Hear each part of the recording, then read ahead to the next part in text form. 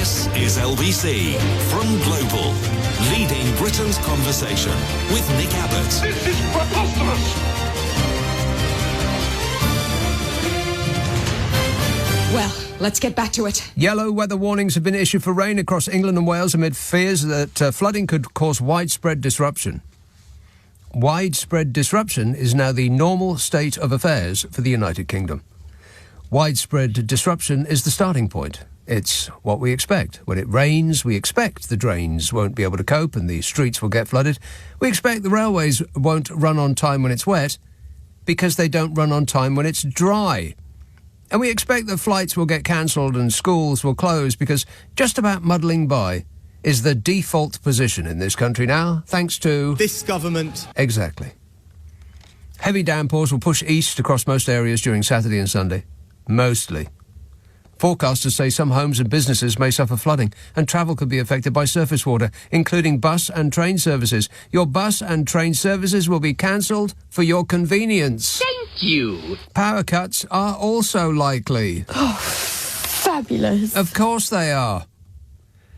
The Met Office said an area of persistent and occasionally heavy rain is expected to move from west to east across the warning area during Saturday and Sunday. Warning, warning! And I bet I'll know where that warning area is. One moment, please. I'll check while you wait.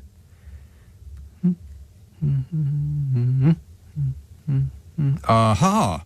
Well, it's not raining now in Glasgow. Pfft, rubbish. It will, however, be raining tomorrow and... What? Not raining on Sunday? There's something wrong with this app.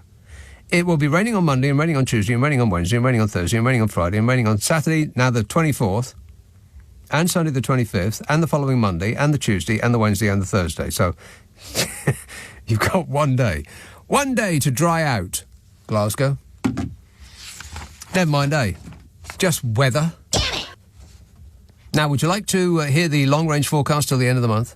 No. Saturday, western areas will have a cloudy day with outbreaks of rain turning heavy into the evening. Drier further east with sunny spells. And now till the end of this month. More sunny spells and dry at first, turning wetter and windier with rain moving in from the west, remaining unsettled with strong winds in northwestern areas and more settled conditions across the south and the east. And then the first half of March. Blimey, we are charging through this year, aren't we?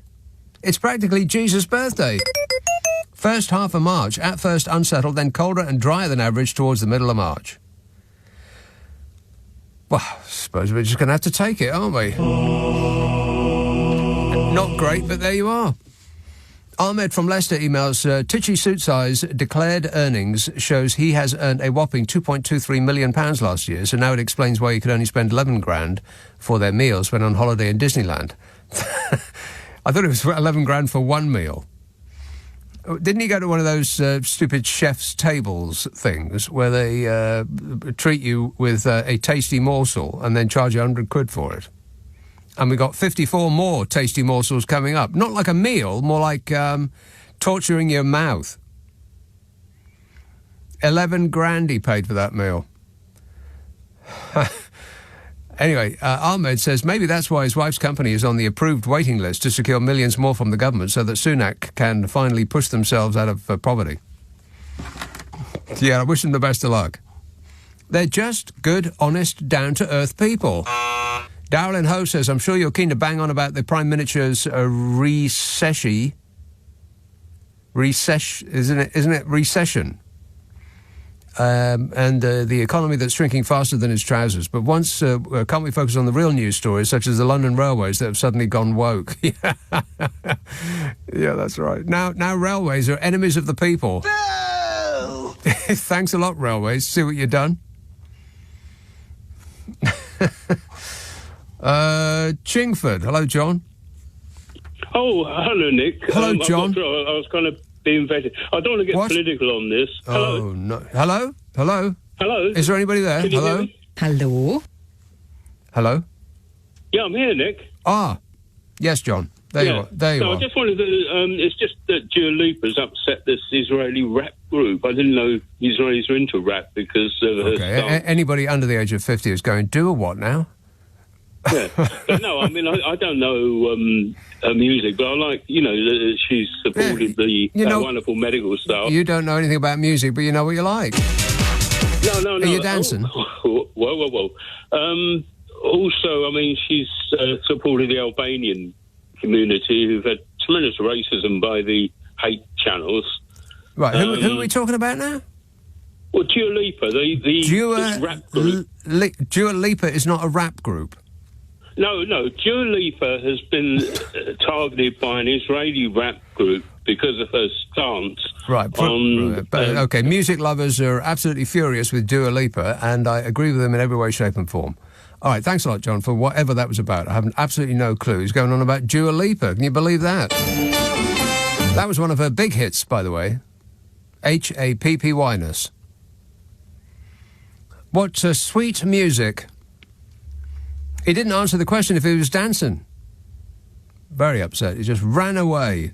All I did was ask. Dowlin Host says, I've read that one. Carol says, well done, start. This is all in capital letters with, let me see now, 3, 6, 9 exclamation marks. Well done, Starmer. 2 out of 2 by-election wins for Labour. Time to get the Tories out after 14 years of austerity. Time's up, enough's enough, says Carol, who hasn't quite decided who she's going to vote for yet. She's an undecided. She's thinking, not yet sure. Plymouth. Hello, Julie.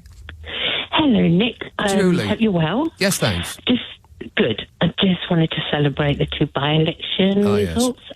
But I also am a bit worried about the number of people that are still voting for this crazy, incapable government. And if anybody's listening tonight that actually voted for them, maybe they could phone up and explain to us all why. Exactly. Hello. Yeah. Wake up, sheeple. It's later than you think. Exactly. And I know that it's like a lot's going on, and it's a little bit of joy, but at the same time, people stop believing this right-wing press that are really after Keir, and it's going to get worse. Oh, yeah, you ain't seen nothing yet, Julie. No, and please, people, just think about things. Think. Oh, don't ask them. Don't ask people to think. But we're not great thinkers, really. We're more knee-jerk reaction. I know. Well, stop it, people. And Nick, just one thing for you. You heard, Julie. Stop it, people. Nick, just one thing for you. Yes. I'm sorry about the jigsaw puzzles. But I was thinking, do you remember Airfix from our day? Yes, I hated that too. Yeah, but what about building a ship in a bottle? Oh. That might be interesting. God, no. It'd be nice on your side unit, wouldn't it? No. No. Oh, come on, Nick. No, Have a bit of fun. No, Julie, you can take your suggestions and stick them. And in closing, are you dancing? Are you asking? I'm asking. Hey! No, you got to say the end part. I'm dancing. There you go. She's dancing. Thanks a lot, Julie. Yeah, I think Julie was the person responsible for me wasting much of my life on a blooming crossword puzzle. I keep saying crossword puzzle. That's so weird. Every time I refer to it, both on air and off, I keep saying crossword puzzle. But that's the thing that I like. I like crosswords. I like words. But it's not a crossword puzzle. It's jigsaw puzzle. Crossword puzzles I can do all day long. Don't you worry about that. I fall on an unused one like it's manna from heaven. Love, love 'em. But jigsaw puzzles, I don't know, I was persuaded by, I can't remember who, or maybe it was that nice lady that I was just talking to do a jigsaw puzzle, and I just found it annoying. It was just irritating. I mean, I know that some people, they do one to pass away the time in a pleasing way, but it didn't please me at all. I just found it irritating. I wanted to get my scissors out and cut the bits to fit. And, by the way, I finished it and there was a piece missing. I cannot believe it. Otherwise, I would have taken a picture of it and stuck it up the internet. There was a piece missing. After all that, there was a piece missing. I am stunned. But you know me, I never complain. Whinging and whining and moaning. This is LBC with Nick Abbott. Call 0345 6060 973. Tweet at LBC. Text 84850. What are you talking about? I'm talking about Carol, who has texted the following. If Sunak and co don't get the message now, after losing more by-elections in a single parliament than any government since World War II, what more will it take? Time's up, says Carol. Nothing shows the Tories out of ideas, resorting to culture wars, than the fact that they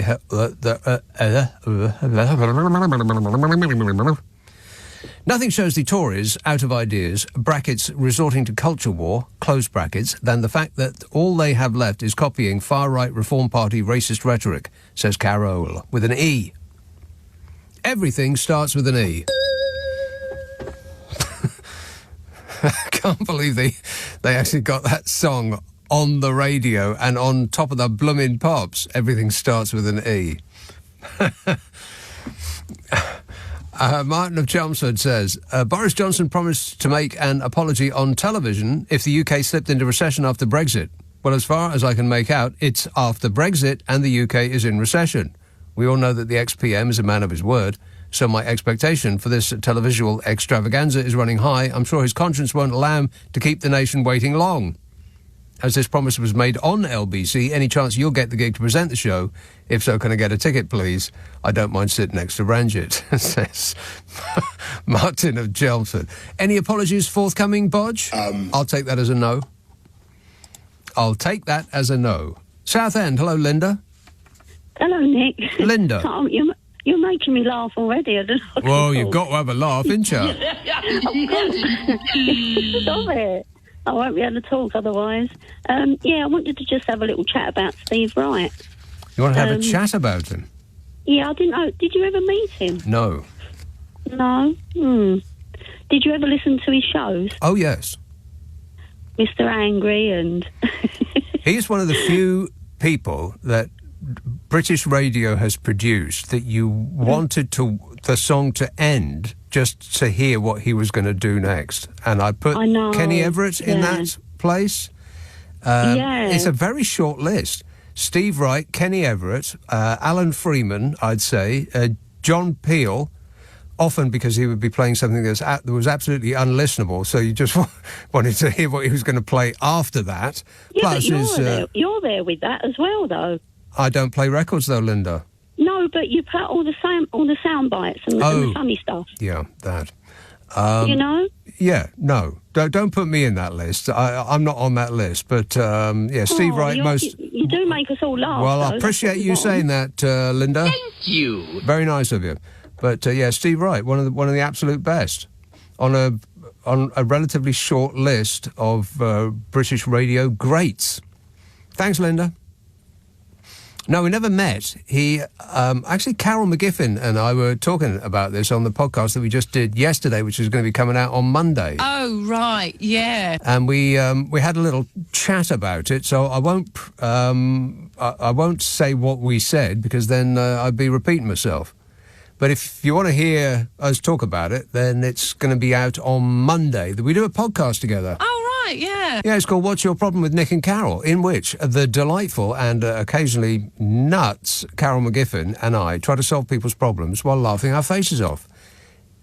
It's available on Global Player. It's called What's Your Problem with Nick and Carol? And if, by the way, you want us to have a bash at your dilemma, then simply send it to this address, nickandcarol@global.com. There's over 200 episodes up the internet at the moment. It comes out twice a week, Fridays and Mondays.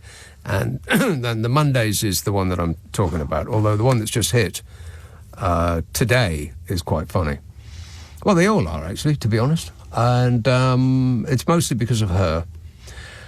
But don't tell her I said that. Northwich. Hello, David. Hello. David. Despite all the doom and gloom with the two by-election results, I think the Conservatives have got a very good chance of winning the election. Ah, why do you think that? Well, what I think is going to happen is they will do a deal with Reform UK and adopt a lot of the popular, sensible policies of Reform UK. Oh, yes. Like what? Sending the boats back. Yeah, but that's Titchy Suitsize's policy. The country's priority is to stop the boats. And at the same time, I think people know that I'm relentlessly focusing on stopping the boats. He's relentlessly focused on stopping the boats already. How much more do you want? He's working on it night and day. He's giving it 110%. I am totally 100% on it. Well, just 100% on it. Yeah, but the Reform UK's idea is not to just stop them. It's to turn them back, isn't it? Sink them. Yeah, sink them and declare war on France. Yeah. Sure they will. I think sensible policy. Yeah, exactly. Sensible Britain. Yeah, that's right. Yeah, well, I quite agree. Yeah. No, there just aren't enough people who are persuaded by all of that nonsense, because they tried all that before to get us to vote Brexit, and they promised us that our lives would be fan-bloomin-tastic afterwards. Anybody feeling that yet? No. Brexit's not all bad, though, is it? David, you're just winding me up. What's the good part? You up, honestly. Okay, what's the good part? Well, sovereignty, freedom. You always say that people like me are stupid and we didn't know what we were voting for. No, not people like you, David. Just you. Well, just me then. I've got no idea who you are. We've never even spoken before. I knew exactly what I was voting for. Right. Which was? I wanted a blue passport, and I don't like foreigners. You wanted a blue passport and you don't like foreigners. So you wanted a blue passport, but you're not going to use it. Because if you use it, you're going to bump up against foreigners. Yeah, but my new passport came back last week, and guess what colour it was? Blue. It's black. It's kind of a blacky blue, yeah. And it's black. It's not blue, it's black. I've looked at that passport under every possible light, and it's black. Wow. Well, it's black. I'm fuming. It's worse than I thought. I'm really upset about that. Well, I can imagine that you are, yeah. I mean... I've been let down, haven't I? Well, on the very slender occasion that you will actually take it out of the bottom of your wardrobe and take a peek at it rather than actually use it for its intended purpose, then a little bit of misery is going to insert itself into your life. Why I wouldn't use it. Yeah, because foreigners live abroad, David. Hate to break the news to you, but there's just loads of them over there. Yeah, but it's not so bad as they're over there, is it? It's when they're over here the real trouble starts. Right. Well, if you ever go over there, David, make sure that none are clinging on to you on your way back. I don't speak to any of them. Okay, that's the best policy. Yeah, just announce your presence by wearing a Union Jack T-shirt and shouting really loudly. And if they don't understand you, just repeat it at great volume. They'll love you for it. And he just ran away. He put the phone down and ran away. Emails. This says, Richie Sunak does have a plan. His plan is to tell everyone that he has a plan. Is it working yet? We have a plan. Plan. Or you just go back to square one. That's why it's so important we stick to this plan, because we have a plan. We put that plan in place. Yes. Where there is absolutely no plan, right? We have got a plan. That plan is working. If we stick with it, we can deliver a brighter future for the country. But like my main message is plan, no plan. No plan. Brian in Gloucester says, hi Nick, love the way some commentators think that the poor Lib Dem showing in the by-elections is a good sign for the Tories. To everyone else, it's a sign that the country understands tactical voting, and it's a sign that they're going to get annihilated. Don't tell them. It would be a shame to spoil the surprise. Yeah, in a nutshell... Voters have had enough. Enough. They've had enough. Enough of what? Pompous politicians have been running this country for too long. I can't believe I am about to say this, but I agree with Jacob Me Smug. Natalie emails, looks like the world is about to find out how rich Donny isn't. And for those who say he will grift off this, true, but it has been calculated that he's burning through $10 million a month just on legal fees. $10 million a month. I make $400 million a year, so what difference does it make? This, plus the fact that Nikki Haley is still running, so Trump has to keep campaigning, is diverting so much away from his bid for re-election. Hard to believe that the convicted sex abuser and now convicted fraudster continues to be the messiah for millions of dingalings. Yeah, and why is that? I love the poorly educated. He loves the poorly educated.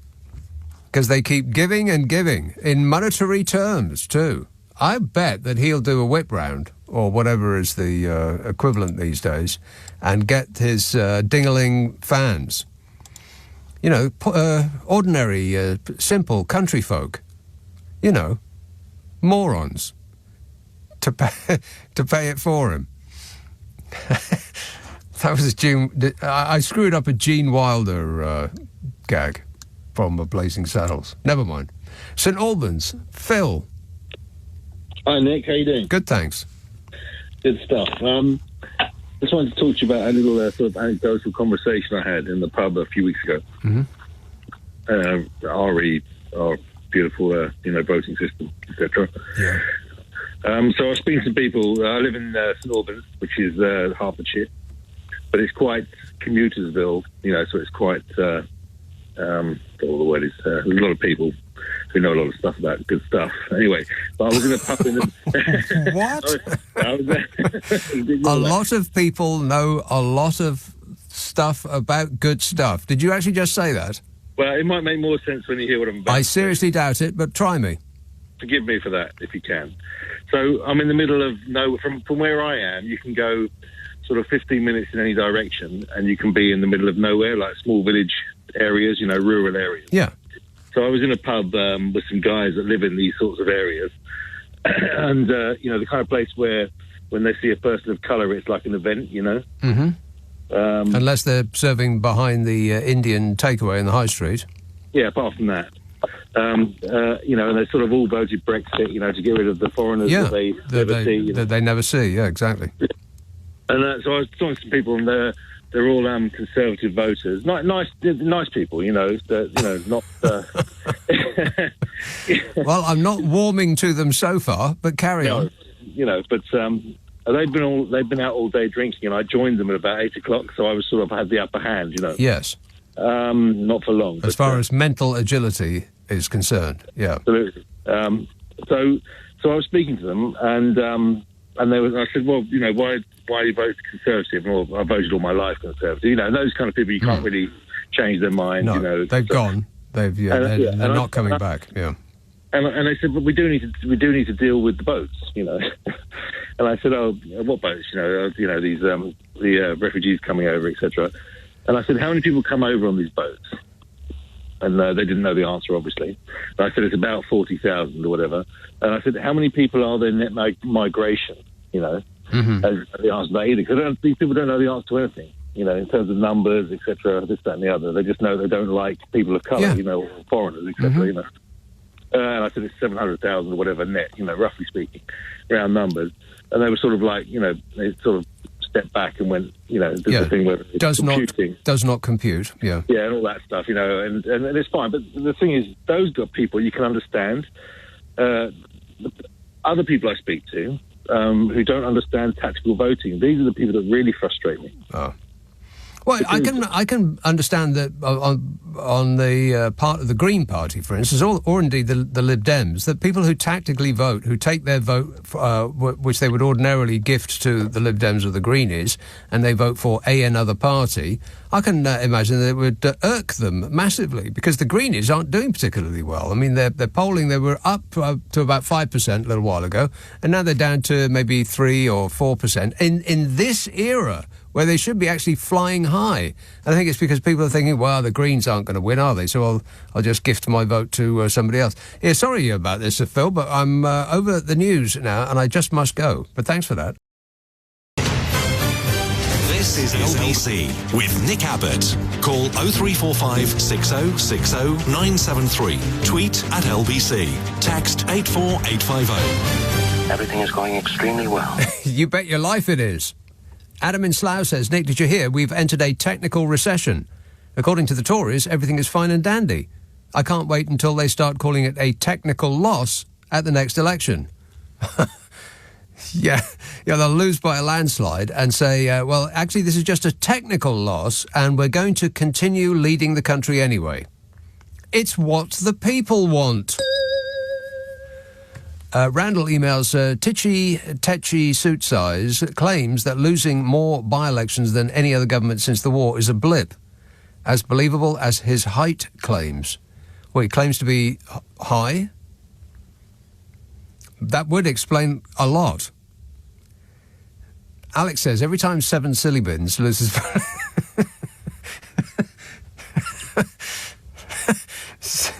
Every time Every time 7 Silly Bins loses a by-election, the more deluded and deranged he appears to become. Do you believe that it is possible he will attempt to postpone the election and claim it's in the public interest? Also, with David Cameron's release from the shed last year, I believe there is room for a new tool. Any nominations? Well, I've been saying it for ages, that the government is going to say that for your safety, we are cancelling the next general election. We're not cancel, but mind you, postpone. We're postponing it for your safety. It's what the people want, they'll say. Heston, hello, Isaac. Hello, Nick, how are you? Great, mate. Right, 3 very quick things. Mm-hmm. Number 1, I'd like to say a happy birthday to Carol McGiffin for Sunday. Okay? It's Carol McGiffin's birthday? What? Yes, it is. And me and Carol share the same birthday to the actual year. Right, so we are birth twins. Right, very, very old and decrepit. Yes. So, but I'm not sure which one of us is older. Your researcher probably guesses that it'll be Carol. Might be me. No, Carol. Oh, it might be Carol. Okay. Carol is definitely older. Oh, right, yeah. Okay, right. Number 2. I was doing my YouTube finance research, like I always do, because it's my hobby, and I found a YouTube star. Oh my good Lord! His name is Gary Stevenson, right? He used to be he used to be. Oh, is this this bloke who's got a shaved head who lives in the Docklands? Yeah. Yeah, that's right, yeah, and he's from Ilford in Essex. He grew up in Ilford. Right. And I've been listening to and watching a few of his YouTube videos, and it's absolutely fantastic. I mean, oh, goodness me, I just sort of, anyway, listen, Gary Stevens is his name. Yeah, I know. Right, very... Yeah, go on, speak. No, I know that. Yeah, okay, Gary Thingy from Stevenson. Out of the internet, yes. Okay, yeah. And so that's thirdly, 2 things, and finally. Finally, yeah, Dua Lipa, she is a young London solo singer and performer. Mm-hmm. Okay, and I've forgotten some of her singles, but she's yeah, she's had a couple of hits. Hey, Isaac, I'm hip. I'm with it. I know all about Dua Lipa. I know everything there is to know about Dua Lipa. Don't you worry about that. Thanks a lot, Isaac. Angie from Chelsea says, please play Hap Hash and the Coloured Coat Happy just for a few secs. What on earth are you talking about? Please don't answer that question. Just let me stew in my ignorance, Angie. But I absolutely will not play Hap Hash and the Coloured Coat Happy. Whatever that is. Griff says, after a 28.5% swing from his party, Smug's insight was that it wasn't an indication on what would come in a general election. If that's the case, can we have an Easter election and then we can all reflect on Fish's ill-fitting suits, his total inability to talk to the general public, and celebrate his total demise of the Tory party under his leadership? Smug's insight.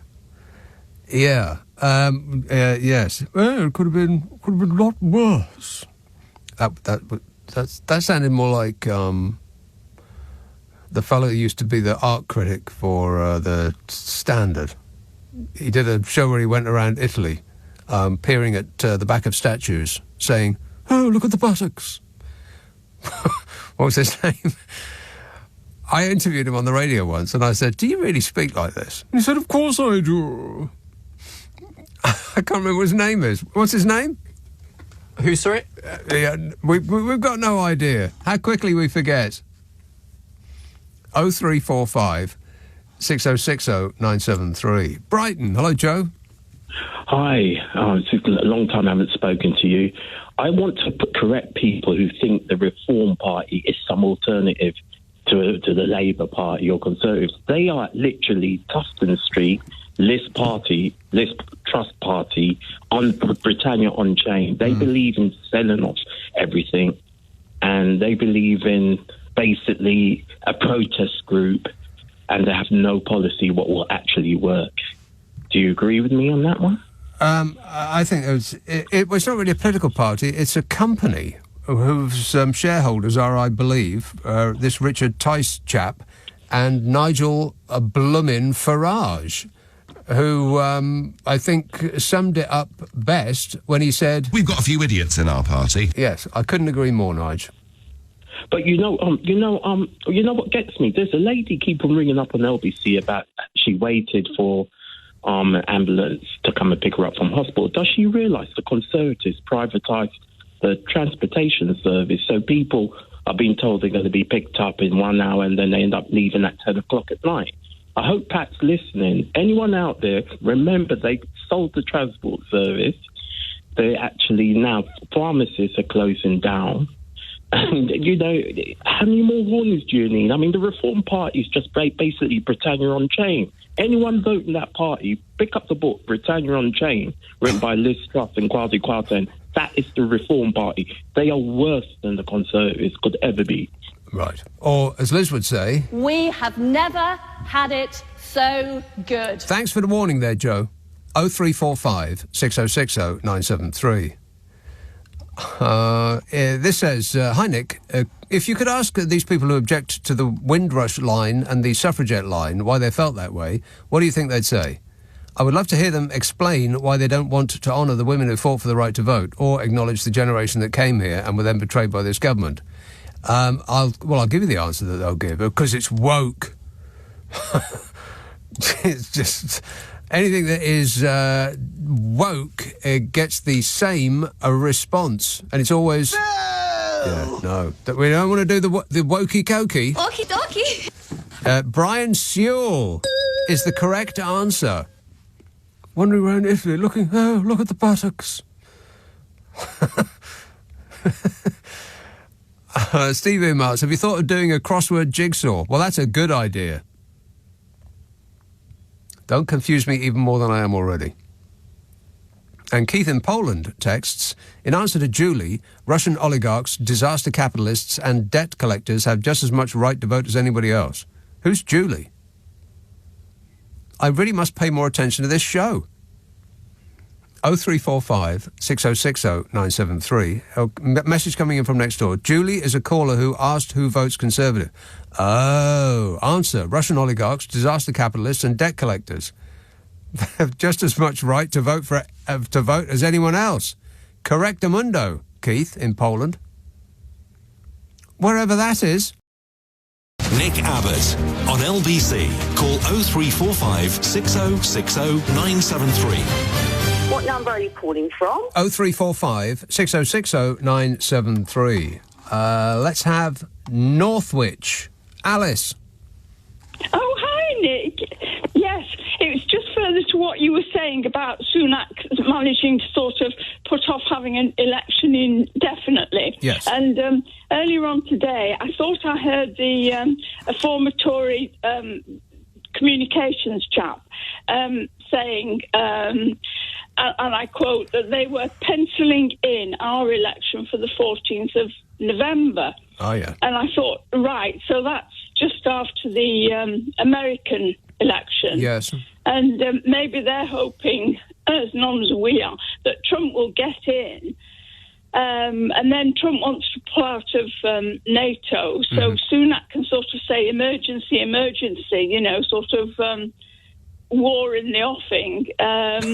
So emergency, you know. They're cutting it, if that is the plan, they're cutting it a bit fine, because they're only leaving Donald Trump 1 week in which to start World War III. But you know what? My money's on him. I'll bring us into war. Yeah, I bet you will, Donnie. I bet you will. Yeah. But anyway, I hope that's just a, you know, a stupid nightmare thing. So, All right. OK. Keep your eyes peeled, Alice. As soon as there's a development, I want you to let me know straight away, all right? I can be more presidential than anybody. Yeah, than anybody. Of course you can. Of course you can, Donnie. You're Donald Trump. More presidential than anybody. Chris says, Nick, did you see the new AI video programme Sora that was announced today? It should be headline news, and it's completely under the radar. Film and TV is worth $12.6 billion a year alone. I don't know whether it's dollars or pounds. It just says 12.6 billion. It could be jelly babies. He says that this is not including self-employed photographers. Self-employed photographers? That's a weird thing. Are you a self-employed photographer by any chance, Chris? He says, all will be without a job. Misinformation will be so vast it could start wars and cause civil disorder. But let's hear more about a by-election, please, says Chris. Oh, OK, then. The result in Wallington by-election, in which the party achieved a 28.5 percentage point swing from the Tories, was the biggest Labour victory under the Tories since 1994 and the second biggest since the war. Which we won, by the way, on our own. Along with the victory in Kingswood, the party has now made 6 by-election gains since 2019. This is the Labour Party. It's the most it has made in a single parliament. The Tories, on the other hand, have lost 10 by-elections in that time, the most they have ever lost in a single parliament. Or, as Titchy Suitasize would say... We have a plan. And we must stick to the plan or go back to square one with the Labour Party. I wonder how long he's going to keep repeating that, because whenever he says that, people in his vicinity are thinking, oh, well, that actually sounds great. Can we please, pretty please with sugar on top, go back to square one with the Labour Party? Keir Starmer, out of the Labour Party, called the results fantastic, like science fiction. Starmer said, by winning in these Tory strongholds, we can confidently say that Labour is back in the service of working people, and we will work tirelessly to deliver for them. Which sounds very much like, we're working night and day on the people's parties. Under my leadership, the government's priorities are your priorities. The people's priorities. A little bit more emotion, please, Prime Minister. The people's priorities. No, you're going a bit Thatcher there. Can you back off it a bit? Labour's swing in both seats was large enough that if repeated at a general election, the party would easily secure a majority. And then a lot of dysfunctional, weird individuals with blue rosettes on would have to see if they can find another job that pays 86 grand a year, plus $250,000 in expenses, with subsidised everything, and where you can get drunk at work and no one minds. Booze. On a swing of 16.4 points, as seen in Kingswood, South Gloucestershire, Labour would have a majority of about 60 seats. Which wouldn't mean much on its own. I mean, you've got to use them well for it to count. I mean, just remember, Mr. Blobby won the Tories an 80-seat stonking majority in 2019. And what did he do with that? Nothing. I mean, seriously, Bodge, what positive thing for the nation did you achieve with all that power? Yeah. Wait. He's thinking about it. But a 60-seat majority would be a huge turnaround for Labour. But if the result in Wellingborough was repeated nationally, it would be apocalyptic for the Conservatives. On one calculation, it would give them just 4 seats in a general election. 4. Isn't that absolutely terrible? And it doesn't seem to matter what Starmer says or does, or doesn't do. I mean, the U-turn on his green investment plans, it didn't even register. Not a blip. The kingdom appears united with just one thought. You can take your plan, Rishi Sunak, and you can stick it up your cashmere jumper. And in the Wellingborough by-election, the Tory candidate was Helen Harrison, the partner of the constituency's former MP, Peter Bone, who was recalled after being found out to have bullied a staff member. That's the level of entitlement that we're dealing with here. They think that the good people of Northamptonshire are so in love with the Tories that they'd be OK voting for the girlfriend of the PM who just got not PM, the MP who just got chucked out. It'd be like Bodger Johnson saying that he'd selected the next Prime Minister for us when he was forced out at number 10, and it just happens to be business colleague Jennifer Arcuri. Surprise! Oh, dear. My apple is backing up on me. One Tory activist said, none of us wanted to campaign in Wellingborough. We just couldn't face having to justify our choice of candidate. Talk about trouble at mill. They can't even stand their own candidates. And the Tories tried to put a gloss on the defeats, highlighting the low turnout in both seats. Just 37% of those who could express a preference bothered to do so. That is shocking. Come on, people. 37%. I mean, that's almost a third, fact fans. 38% in Wellington, or Wellingborough. In both seats, the increase in Labour support was just half the drop in the Conservatives' vote, meaning that not everybody that ditched the Tories then voted Labour. And that's what they're going to be relying on, that they can tempt those people back with some even more nutcase right-wingery. Oh, yeah. Well, not only stop the boats, we'll set them on fire and then push them back out to sea. Beat that. So if the Conservatives can persuade their voters to come out at a general election, party officials still say that they can keep hold of power. Now, I don't know whether that's just delusion working its evil ways on their minds, or they know that the game is up, and so they just want to remain in place for long enough to, strip the cupboards bare. I mean, at this point, it's like a ram raid. It's not a government, it's a ram raid. They've smashed their way through the front door of this country, driving an Audi, and are busy clearing the shelves while wearing security guards' uniforms, saying, oh, no, we're here to protect it. Meanwhile, filling their baskets and running out the back. That's what... It's not a government anymore, it's a ram raid. That's the plan.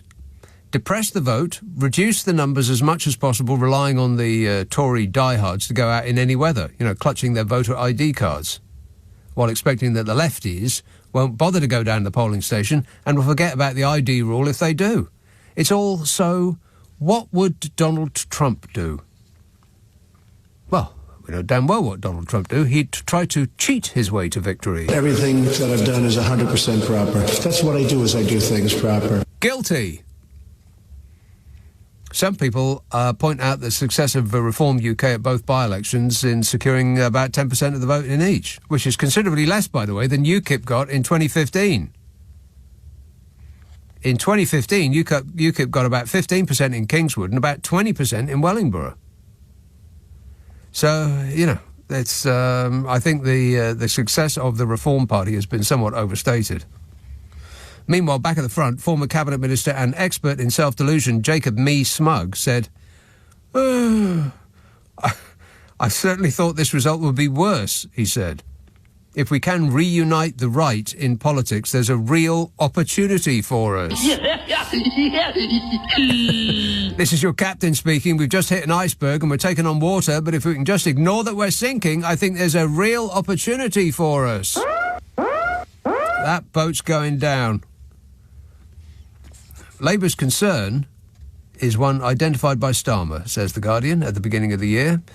Not, The Guardian didn't say this at the beginning of the year, that it was identified by Starmer at the beginning of the year, that voters are not really moving their way, but are instead so disillusioned with politics that they're staying at home. Yeah, Big issue. Huge. They said the message on the doorstep was the same everywhere I went, said one Labour activist. Voters hate all of us. Well, wake up, sheeple. It's later than you think. Stop with the they're all the same nonsense. If you have a limited choice, choose the least bad option. Ain't that right, Bodge? I can't comment on that. Blah, blah, blah. It's his fault, by the way. He's the one that muddied the waters. He's the one that made us think that they are all the same. They aren't. Not everybody is as shameless as he is. Some people actually went into politics to do good things. Can you believe that? No. 0345 6060 973. Text 84850. Email nick@lbc.co.uk. If you're on Twitter, it's @LBC. Friday, Saturday, Sunday night at 10. Nick Abbot, LBC.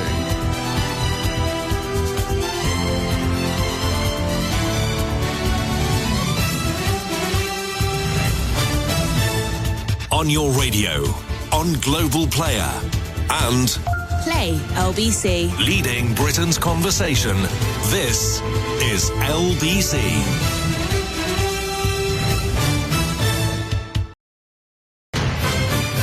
This is LBC from Global, leading Britain's conversation with Nick Abbott. Listen to him. He knows everything. Oh, hello. 0345 6060 973.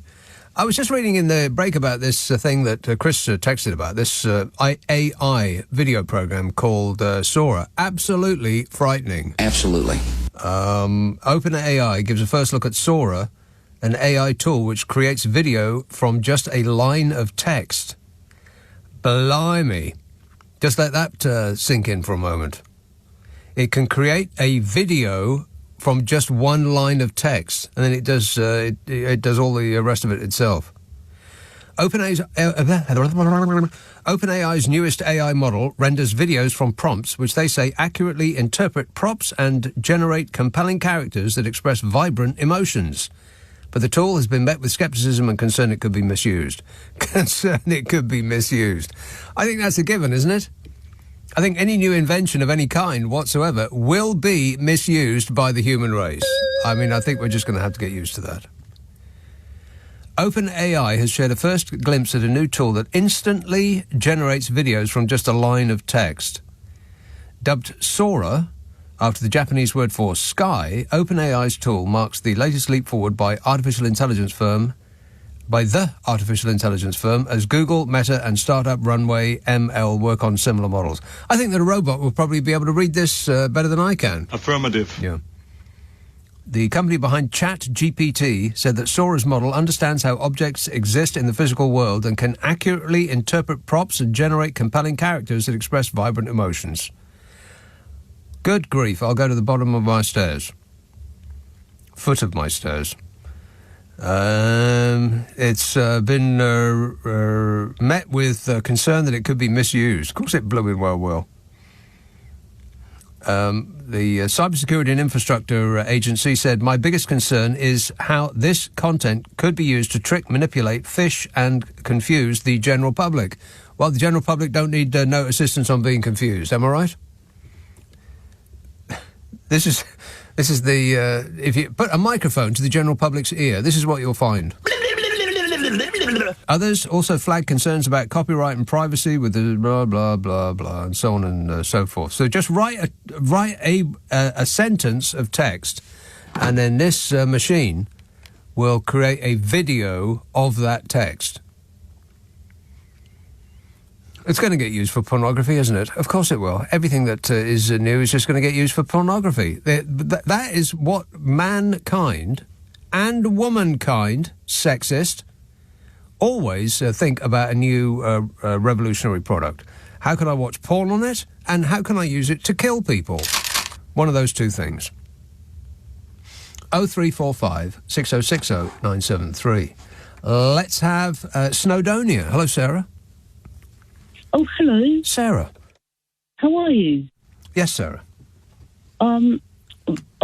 Really thank you for taking my call because long time listener, long time stalker.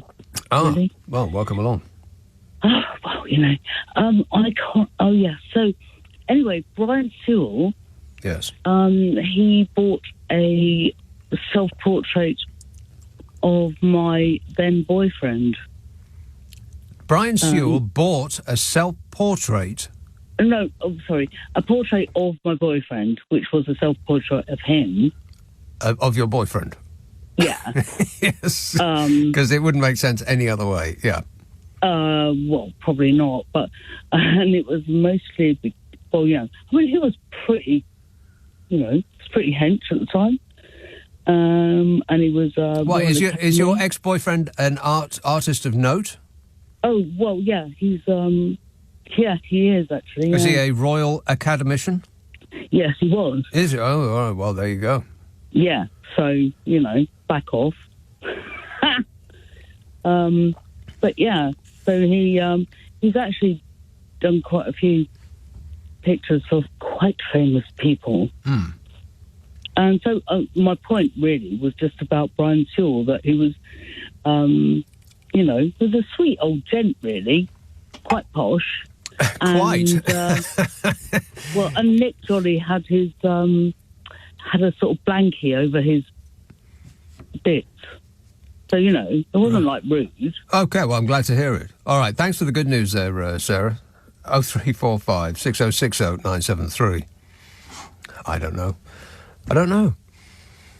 This text says, I've heard that jigsaw puzzle manufacturers deliberately take out one piece of each 1,000-piece jigsaw they make, so as, after 999, they get an extra one to sell for free, knowing that no one will complain, and it's all Jeremy Corbyn's fault. Thanks a lot, Jeremy Corbyn. You see what you've done? Boo! This text says, Donald Trump's eyes must have been watering as he was ordered to pay more than it costs to send absolutely nobody to Rwanda. Yeah, that's right. That's right. Sending nobody to Rwanda is massively expensive. 0345 6060 973. And keep in mind, by the way, that whole Rwanda thing is just... They keep it going in order, in their minds, to make them more electable, the Tories. They're doing it because they think that's what you want.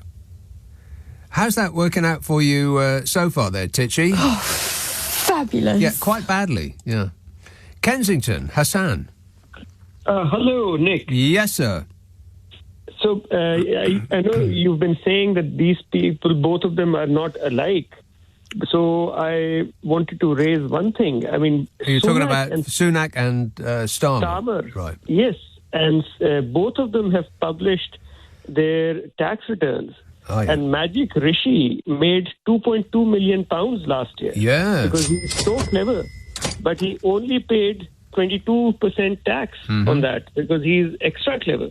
Yeah. And then Mr. Starmer made £400,000 and he also paid less than 25% tax. Did he? So how did he do that? Yeah, because he had something called capital gains, which means that Starmer's money. Hang on a minute. Starmer earned 400 grand last year from capital gains. No, about 275 from capital gains and about 125 from his employment income. Okay. Well, what capital gains were there? Well, what's he got money in? He had a field inherited from his parents, which were a field, a charity for donkeys, which he's managed to sell and made a lot of money on. So, but the point is that if you're earning 15 times the median salary, you should not be paying taxes in the 25%. I agree. This is what people at 20. This is what the medium taxpayer probably pays. And that's why I think this entire system is very, very flawed. It's rigged. It's not flawed, Hassan. It works perfectly in that it has been rigged by the rich to benefit the rich. Yeah, absolutely. And this is all Jeremy Corbyn's fault. Yeah, because if he failed, because he failed to win and fix this problem. Yeah. So it's all his problem. I couldn't agree more. Yeah, thanks a lot, Jeremy Corbyn. All right, cheers, Hassan. 0345 6060 973. I had absolutely no idea Keir Starmer was in Big Donkey. Yeah, he's got his money in Big Donkey. I did not know that.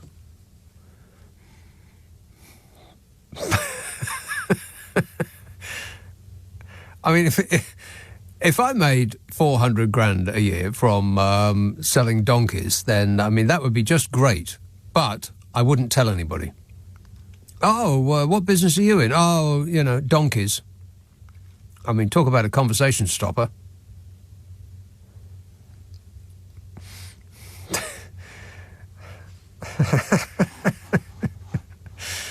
I'm still rather alarmed about this Sora thing, because there's a video on YouTube that it's about 10 minutes long, and it's some sort of sci-fi thing, and I've seen the first 30 seconds of it over and over again, but I don't know, you never get the chance.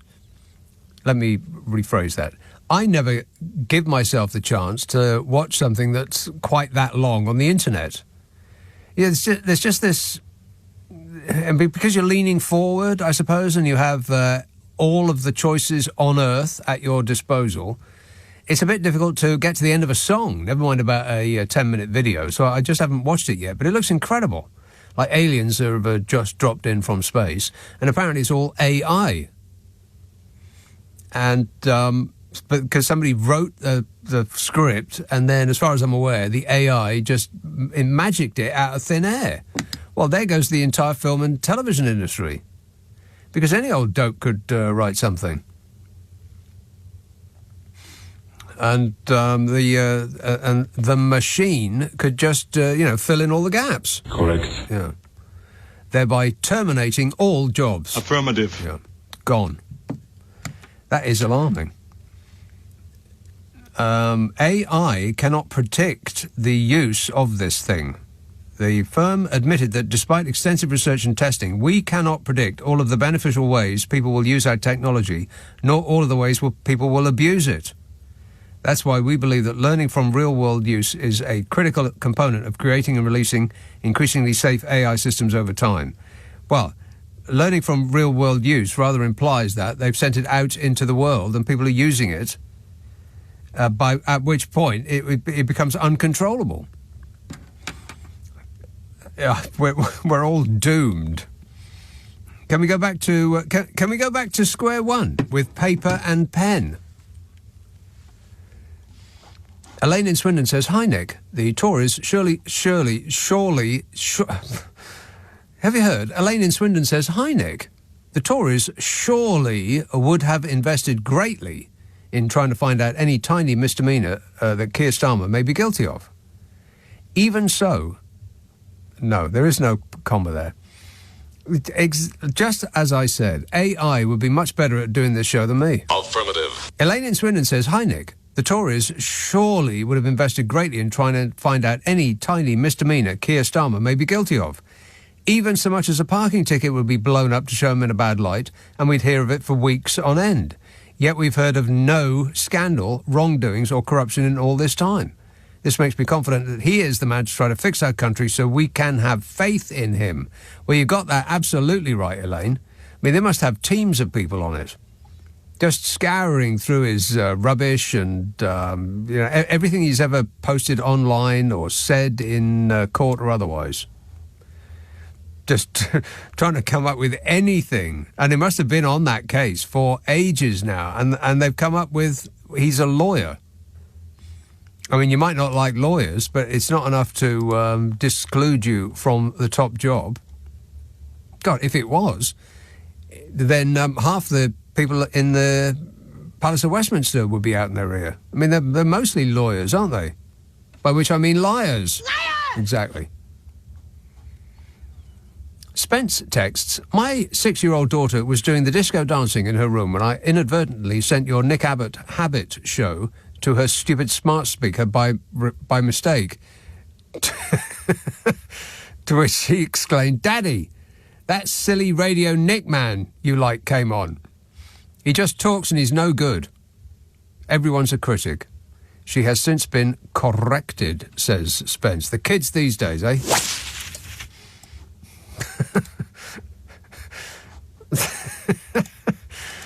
The silly radio Nick man. Well, that's exactly who I am. The silly radio Nick man. Yeah, couldn't agree more. Helen in Hartford says, Nick, you're on that list too, what Linda said. What did Linda say? Who's Linda? What list? A message coming in. Linda was talking about Steve Wright. Oh, what list though? I'm on a government list. I better watch out. They've taken my name and number. Leading Britain's conversation. Nick Abbott. Alexa, send a comment to LBC. Hi, honey. How are you? I'm super. Thanks for asking.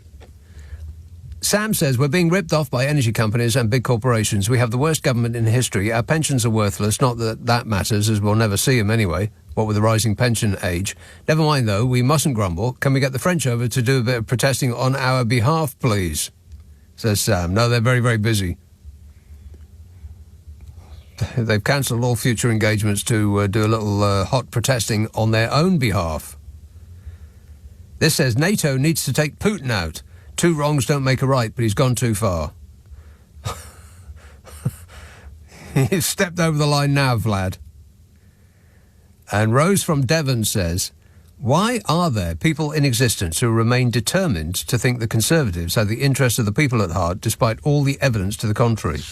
Well, you know, for all that talk about it being a disaster for them, in Wellingborough, a quarter of those who went out to express a preference voted Conservative.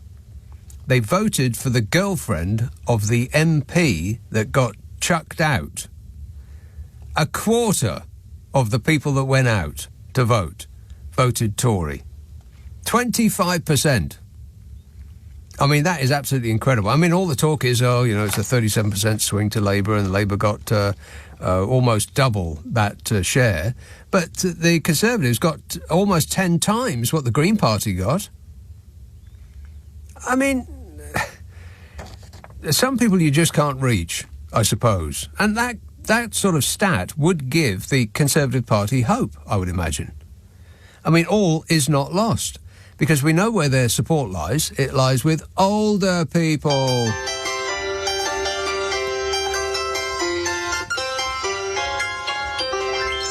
And who is likely to go out and vote more than any other demographic? Older people. So it's not all lost, I wouldn't think. Because people might be right that, the Labour Party is not as popular as it is because of the Labour Party. They're not responding to anything that Skier says. They're just revolted by the stench coming off the regime, backing away from it, holding their noses. But there's a certain number of people who apparently don't have a sense of smell. Because in the Kingswood by-election, over a third of those people that went out to express a preference voted Conservative. What? I mean, come on. Are you so delighted with the way things have gone for the last 14 years that you want more of it? Who are these people? 34.9% of those who could be bothered to leave the house on a perfectly pleasant day to traipse 100 yards down to their polling station voted Conservative. Not that far off Labour. Not really. Not in the great scheme of things. 44% for Labour, 34% for the Conservatives. And the Greens, again, just nowhere. 5.8%, that's all they could muster. Now, in a planetary emergency. It's just amazing. And they had a turnout of 37%, which is disgraceful. And you people in Kingswood and Wellingborough should be ashamed of yourselves. 37%. I mean, come on. And the Reform Party are supposed to be, doing great things. That's the big story here. Oh, the Reform Party, they're a force to be reckoned with. No, they aren't. In Wellingborough, the Reform Party won 13%. In Kingswood, 10%. Now, in Wellingborough in 2015, UKIP won almost 20%. 13% for the Reform Party. In 2015, UKIP won 20%. And they won 13% in the other one, Wellingborough. When I can't remember what the result was. No, 13% is 20% in Wellingborough or there or thereabouts. Anyway, they didn't do as good as UKIP did, and where are UKIP now, by the way? I mean, it's the same bloke. I'm a nutcase. It's just a different name. I want him to try to become a member of Parliament again. I wonder what animal suit a person will be dressed in who beats him next time. I'm not sure that Nigel Farage is a fit and proper person to be in government. Nigel Farage is not fit and proper to be in government. Well, like I said, I'm finding myself agreeing with Nigel Farage.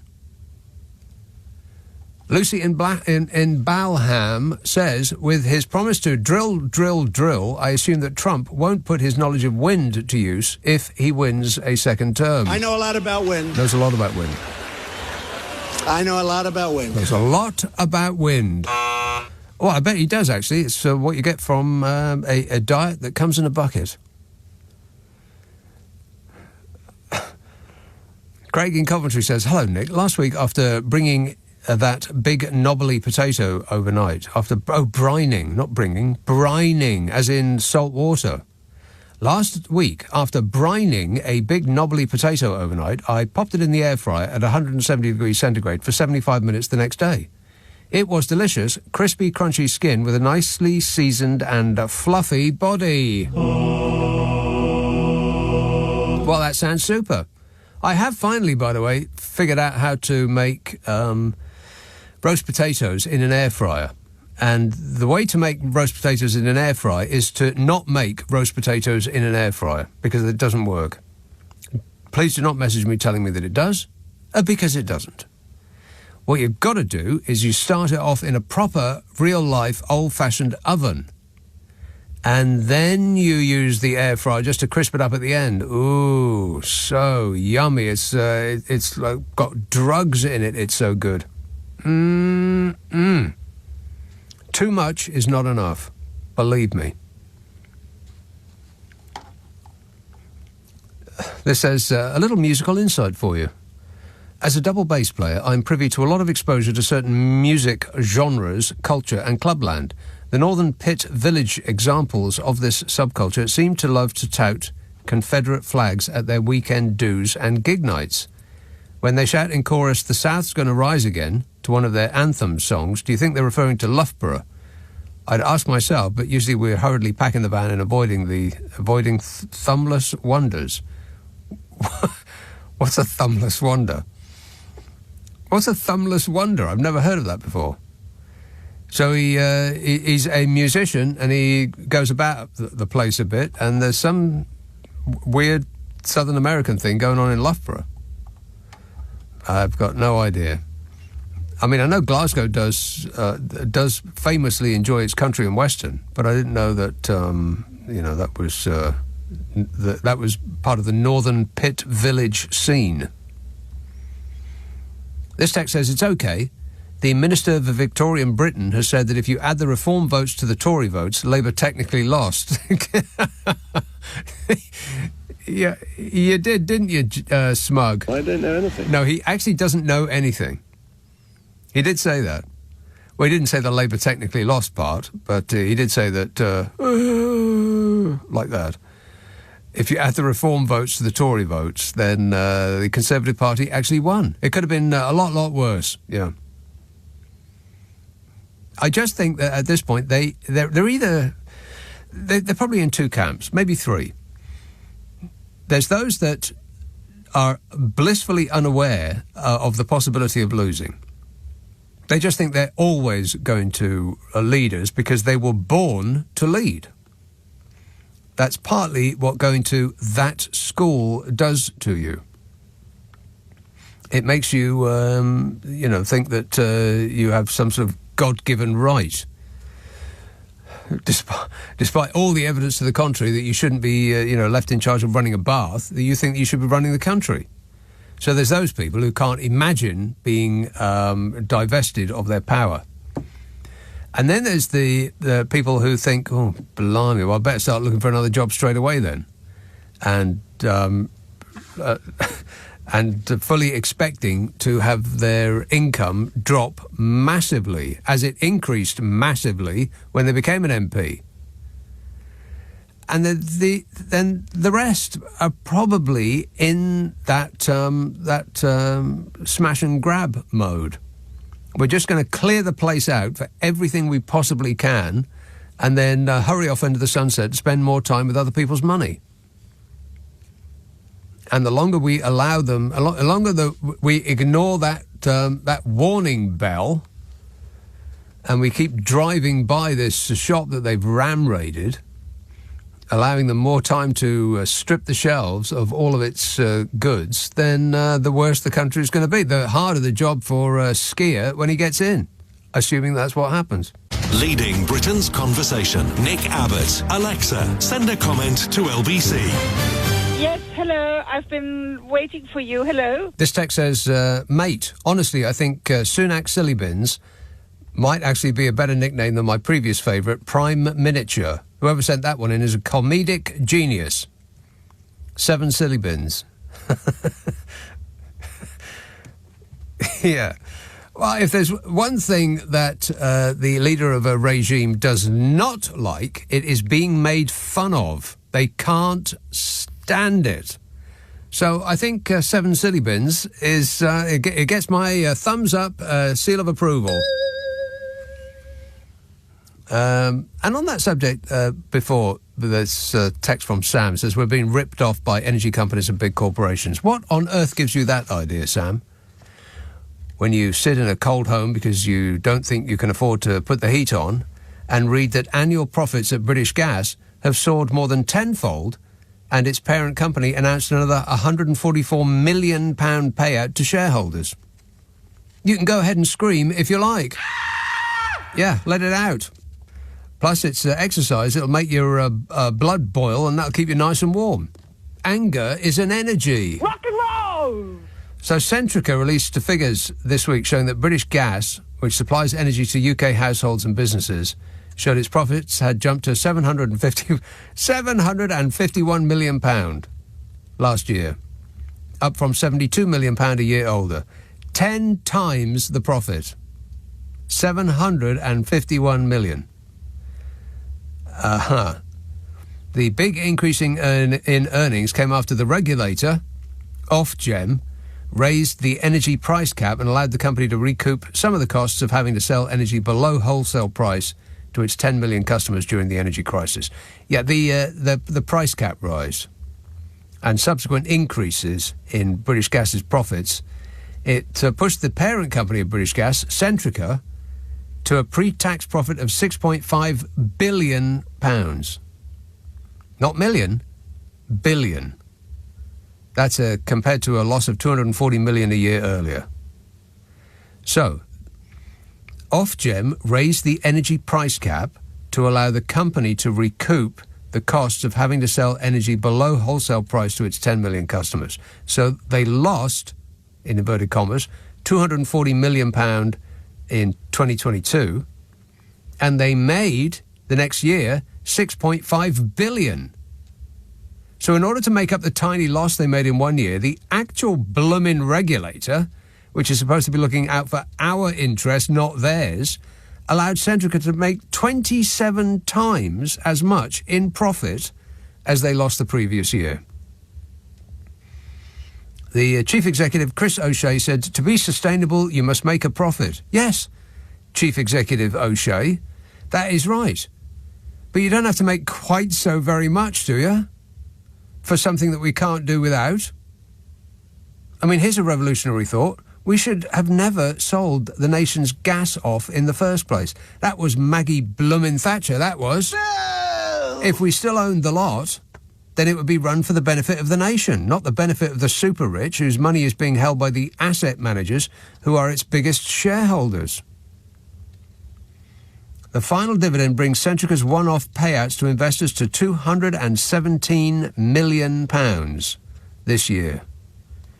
Centrica said it was also voluntarily putting aside £40 million to support customers on top of the £100 million spent last year. Wow, £40 million. Gosh, that's 162 times less than they made in profit from us poor dopes paying bills that we get sent to jail for not paying. We appreciate it. Thank you. The union Unite, lefties, they're calling for the company to be nationalised. Yeah. They said Centrica is still raking in astonishingly high profits off the back of exorbitant energy bills that are nearly double what they were 3 years ago. Yeah, you get used to it pretty quick, don't you? And you forget what things used to be like. Double what they were 3 years ago. Unite's General Secretary Sharon Graham said there's no point in beating around the bush. The only way to stop households and businesses being ripped off by the profiteers in our energy supply chain is public ownership. It's an absolutely affordable option that will protect the national interest. Our politicians need to decide whose side they're on and make the right choices. Oh, I think they know whose side they're on. They're on the side of whoever gives them the most money, honey. And if you have to ask yourself whether that includes you, it doesn't. 0345 6060 973. Solihull, Callum. Are you, Nick? How's the line? Is it okay? It sounds super to me. Oh, it's a mobile as well. Wow. Fantastic. It's 5G. So I was just in the shower when I heard you say that it was actually 30% of people that actually voted for the Conservatives in these by-elections. And you said, who on earth are these people that are actually voting? Well, I would never say that. I would never besmirch their reputation by saying something like that. That's not something I would say on this show. But yes, you're quite right. It's about 20. It was 25% in Wellingborough, and over 33%, over a third in Kingswood. I find it absolutely flabbergasting, I really do. Have you seen the correlation between the types of people that will scream treason every time you talk about something that is anti-Brexit or the royal family, for example, and then those same people that are voting directly in the country's worst interests? Is nobody else drawing that correlation? Yes, I do know precisely what you mean. Those who yell about freedom and sovereignty are those who have assured that we don't have any. We actually lose in a trading contest with New Zealand, for crying out loud. Sometimes I struggle to fathom who these people actually are. I don't know. If it is anybody's family members, tell them to stop it. If you're listening and your family are doing this, No. Warning. No, don't have that conversation with any family members because you will not be able to speak to them again. You should do. People should do what me and Carol do. Carol McGiffin, the one I do a podcast with. Oh, right, yeah. We have our safe space words. So if ever we get onto a topic that's, we're going to fall out over, which is pretty much everything that's got to do with politics, then we each of us yell out our safe space word, and then we immediately have to stop talking about the thing that got us into trouble and start discussing a prearranged topic.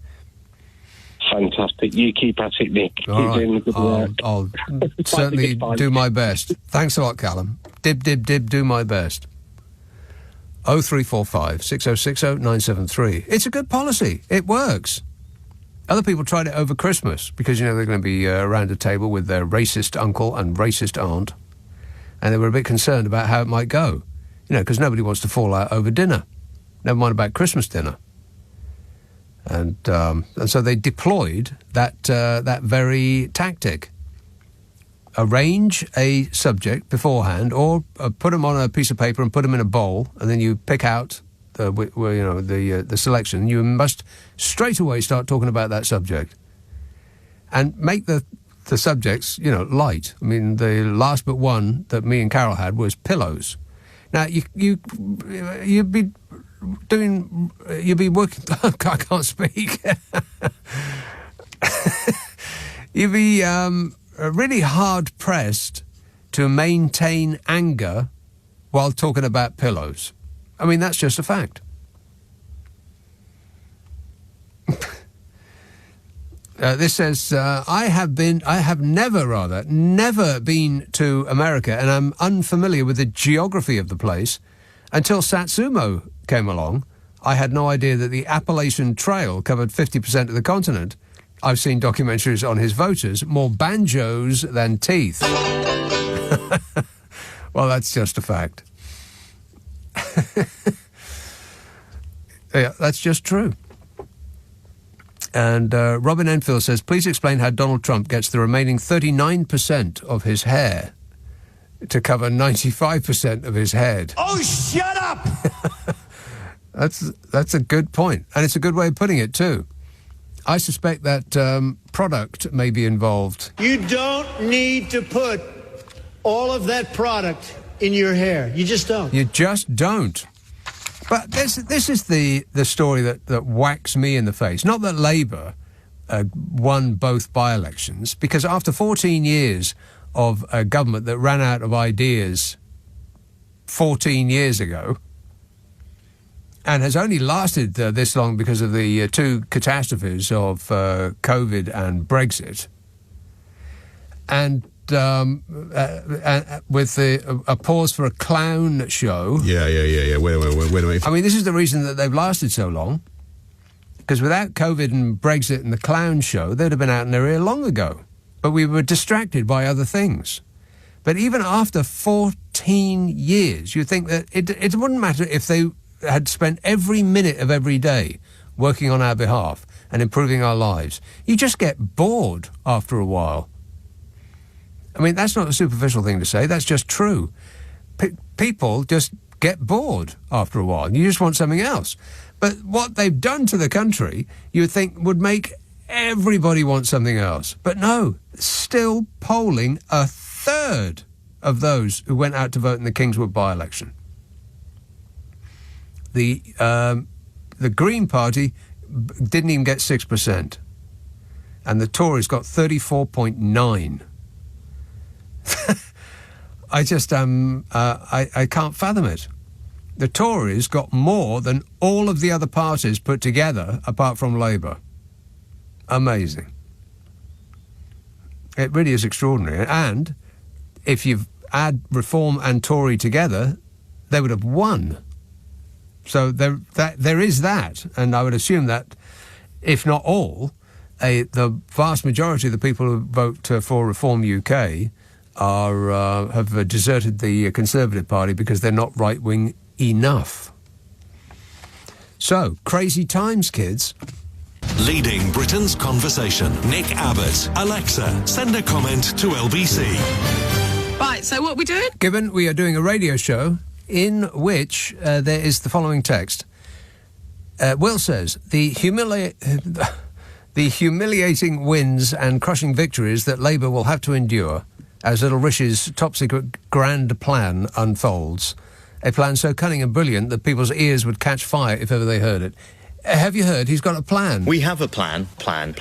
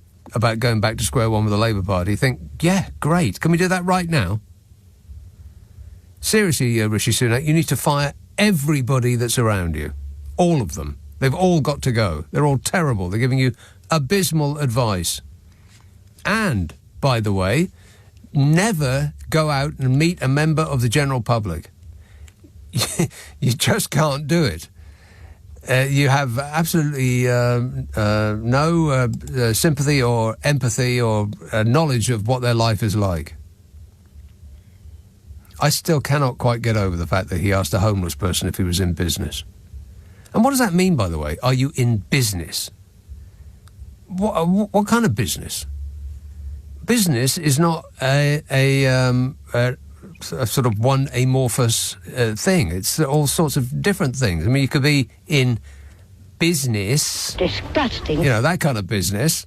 Or you could be in business. Like that. Are you in business? He's the Prime Minister of this country. Can you believe that? No. No, me neither. Dartford. Hello, Bradley. Oh, hi. How are we doing? Good, thanks. One thing, there was a reason I wanted to ring in. So I've been listening to you guys, the show various times last few weeks to say obviously about the election and different bits and pieces. One thing that hasn't been brought up, and I think it covers a lot of the topics you've mentioned, is about looking to change to proportional representation in terms of the voting. So one of the topics last week was saying about a lot of young people don't know who to vote for, and the fact that you're right, the way everything's been run, you'd think that the Labour would run away with it. Yeah. But scarily enough, I don't think they will. Because, again, I think it's, both parties aren't really giving the answers I think people want. But looking at more proportional representation, someone like myself that would rather vote for the Green Party in their local area or one of the small independent parties, it almost feels like a wasted vote. Yes. Because say that one you just said, the by-election, 6% of the local area voted for them, which is great for them as a party. Yeah. But there's no seat, there's no representation. I don't get why we don't look to make a more fundamental change, which I think would go a long way to fix a lot of the problems we've seen over the last 14 years. The reason that we don't is because it would require the party that is in power at the time to sign off on it. And that would mean that they will lose a lot of their power. So it's not going to happen. No, yeah, I totally agree, and it's sad because I think that the idea of having votes and our democracy is that we should all have a voice and be recognised, and I feel like a lot of people don't think that's the thing. And the one thing I do find strange here as well, we're not required to vote by law like a lot of countries. Well, and Australia. I think we should be. Are there many other countries other than Australia that do that? To be fair, there are a few. I mean, not necessarily in the West. There's a few more out in the East. I mean, Australia's a really good example. Because one of the things that is interesting is if in Australia you have to vote, but you don't have to vote for somebody. No. If you spoil your ballot, that's fine. It is still counted as a vote. But I think that gives really good information, because when you look at the turnout results for most elections, I mean, they struggle to get above, I think, 50-60%. It'd be interesting to know what that other 40% were thinking. Because that's a huge margin, it's not 1 or 2%. Half the country are saying, do you know what, I don't want anybody. Right. Yes, and you could, by that method, write in the candidate of your choice, and if we could get them to count those, then it is entirely possible that somebody, I don't know, like Mr. Blobby, for instance, could be a write-in candidate, and he could actually win it, because he has done once. Yeah. Wait a minute. Yeah, that's right. No, I agree with you that it's probably one of the reasons that the Green Party isn't doing very well is that because they are, I would imagine, mostly appealing to younger people. And younger people tend not to be the ones that will go out in any weather to vote. That's older people. And older people vote Tory, which is why some of their number may actually have hope that the general election is not going to go that badly for them. No, and you're right. I mean, if you look at the demographic of some of the conservative strongholds, it does back that up massively. So, I mean, it'll be interesting to see what the results are, one way or another. It certainly will. Yeah, we live in interesting times, Bradley. Thanks for that. Yeah, here's the Labour lead over the Conservative Party by age group, and this was Redfield and Wilton Strategies poll. The beginning of this month. So Labour's lead by over the Conservatives in the 18 to 24 year old group is 36%, huge. And as they get older, the lead dwindles, but is not extinguished entirely. For the first time that I can recall, those over 65 actually favour the Labour Party over the Conservatives by a figure of 7%. Now, usually, people are more inclined to vote Labour until you get to about 55 and then they switch over. But even the oldsters these days, they just can't stand it anymore. and are waiting to put on their comfortable slippers and slide on down to the polling booth to make their displeasure known. So, I think the bell is tolling. This says, I object to the new colours and names on the overground because I'd rather the money for the changes be spent on repairing potholes. I have no objection in principle. Am I woke? Says Val. I tell you what, there's some of the roads that I drive to get here. They're not roads anymore. They look like battlefields. They're not potholes. They're scars on the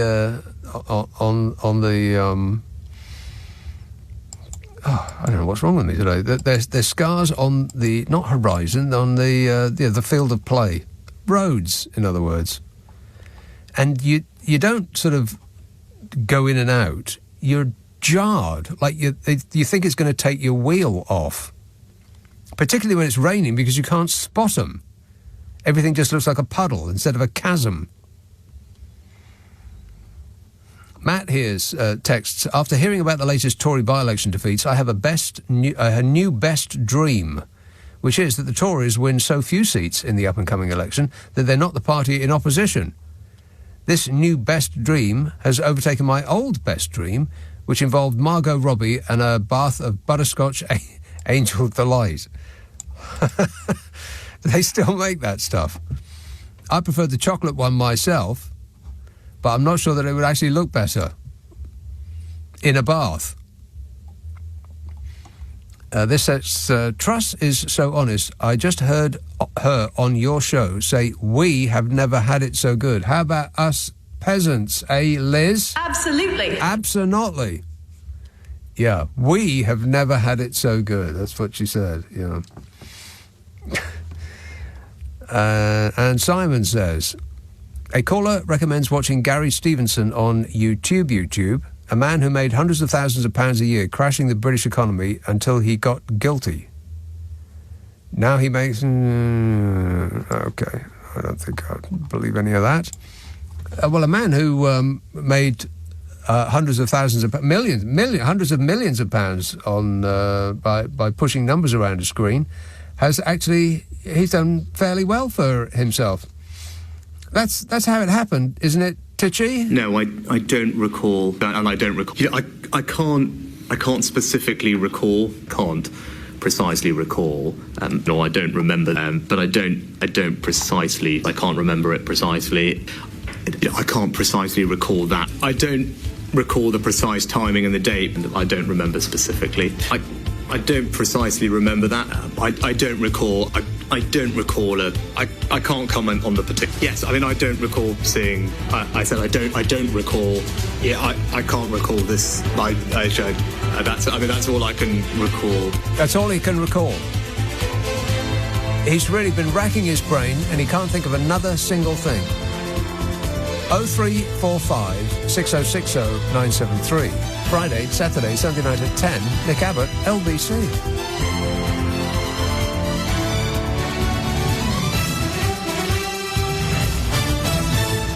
On your radio, on Global Player, and Play LBC. leading Britain's conversation.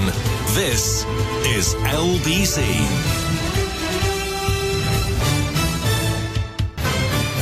This is LBC from Global, leading Britain's conversation with Nick Abbott. This is absolute tosh.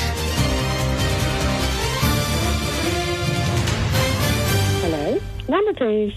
Trying to connect you. Sorry to keep you waiting. Yes, I am most sorry to keep Claire in York waiting. Hello, Claire. Hi. Claire. I'm wondering if you can explain something to me. I seriously doubt that. I really want to know why the Tory mayor that was sacked in Salisbury for anti-Semitism has not been spoken of anywhere.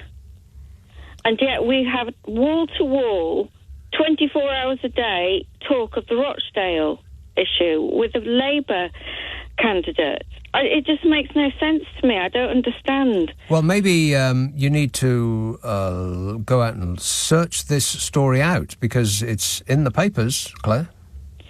Well, it's just I listen to LBC all day. Oh, right. And I've only heard one person mention it briefly, and that was James O'Brien. Mm-hmm. And I don't understand why it's so much a bigger deal about Labour's Rochdale than than that. I mean, it was like labelled as an anti-Semitism Labour crisis. And it was just on every single programme, Newsnight, politics programmes. Yeah.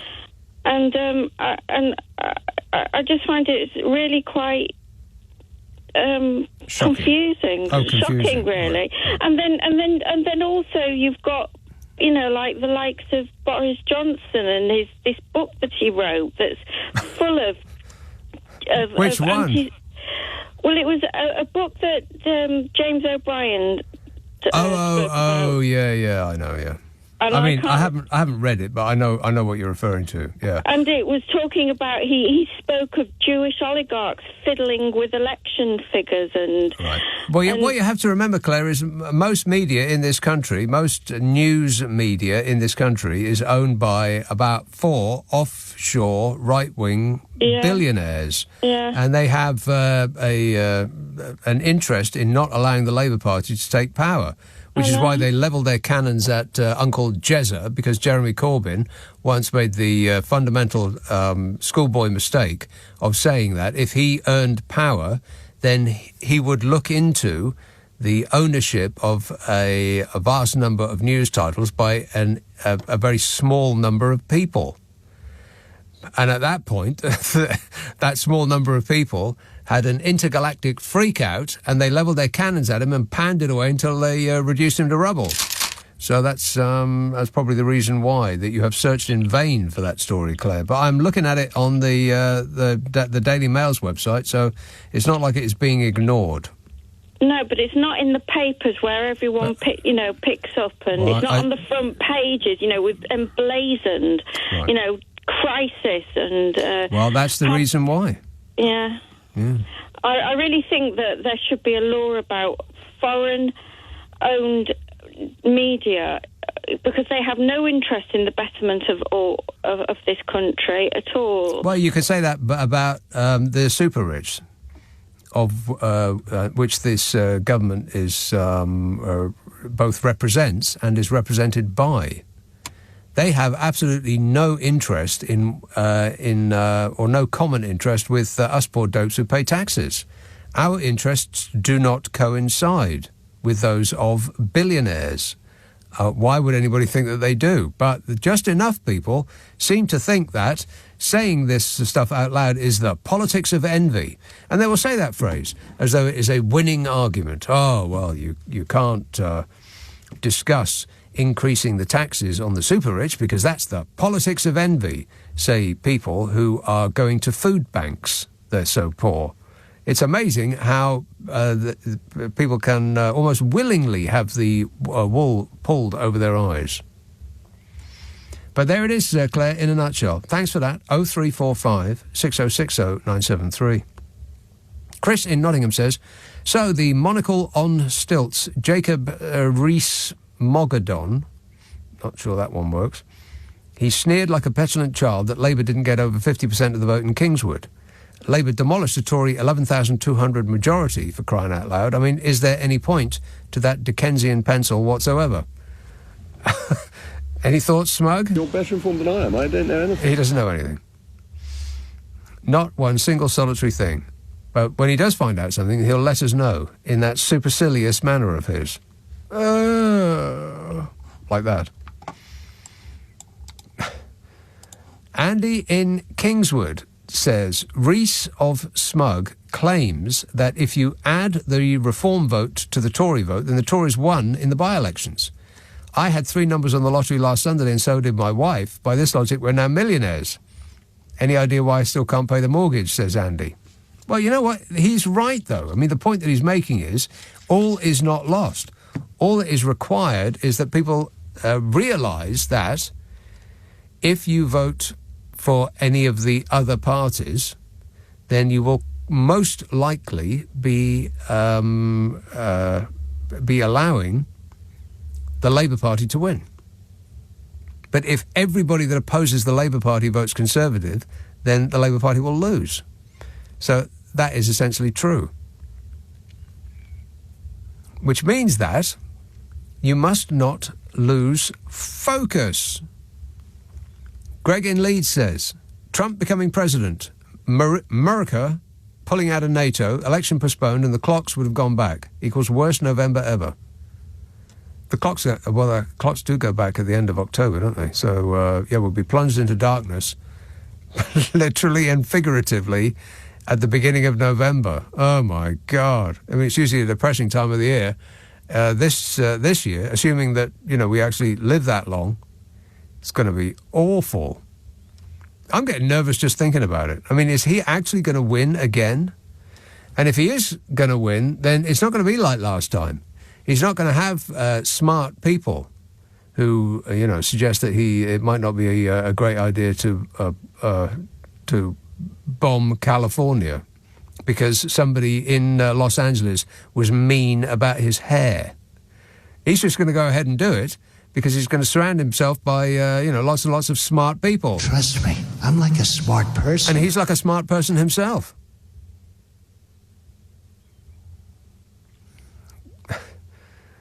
This says, I will vote Labour and always have since Wilson's government. However, when Doncaster City, a Labour council, decides to spend their £138 million devolution funding on paying the Peel Group, that's all too specific. I don't know anything about that, so I'm going to skip that if you don't mind. I know not of what you refer, and so I'm just going to pass it over. I've made an executive decision. This says, hi Nick, did you manage to get a ticket for AC/DC today? No, I did not. No, I did not. I didn't because I knew that the tickets would be stupidly expensive. I mean, I'd like to be there, but do I really want to spend 300, 400 quid? No. No show is worth that. I mean, it just isn't. Why does it cost so much? I remember when it were grand when I were a lad. I went to see The Who, plus the sensational Alex Harvey Band, plus Little Feat, plus the Streetwalkers, plus the Outlaws. And from memory, I believe it was a £5. £5! What? For all of that. Now, you can't tell me that inflation has wrought its evil little way on our money to the extent that £5 back then for that stellar lineup. Did I mention the sensational Alex Harvey Band?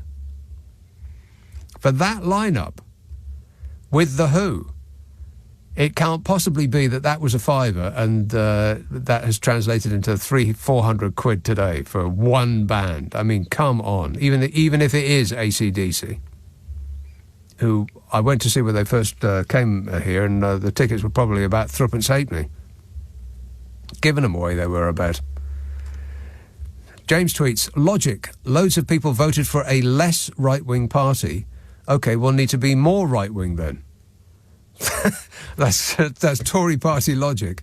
Yeah, I suppose so. Well, they've only got one speed and one direction to their little charabanc. It only goes one way, to the right. You can either go fast or slow. Select. And they've decided that because more people voted for what is supposedly a left-wing party, then that means that what people really, really want is a more right-wing party because, that makes sense. It certainly does make as much sense as anything else I've heard this year.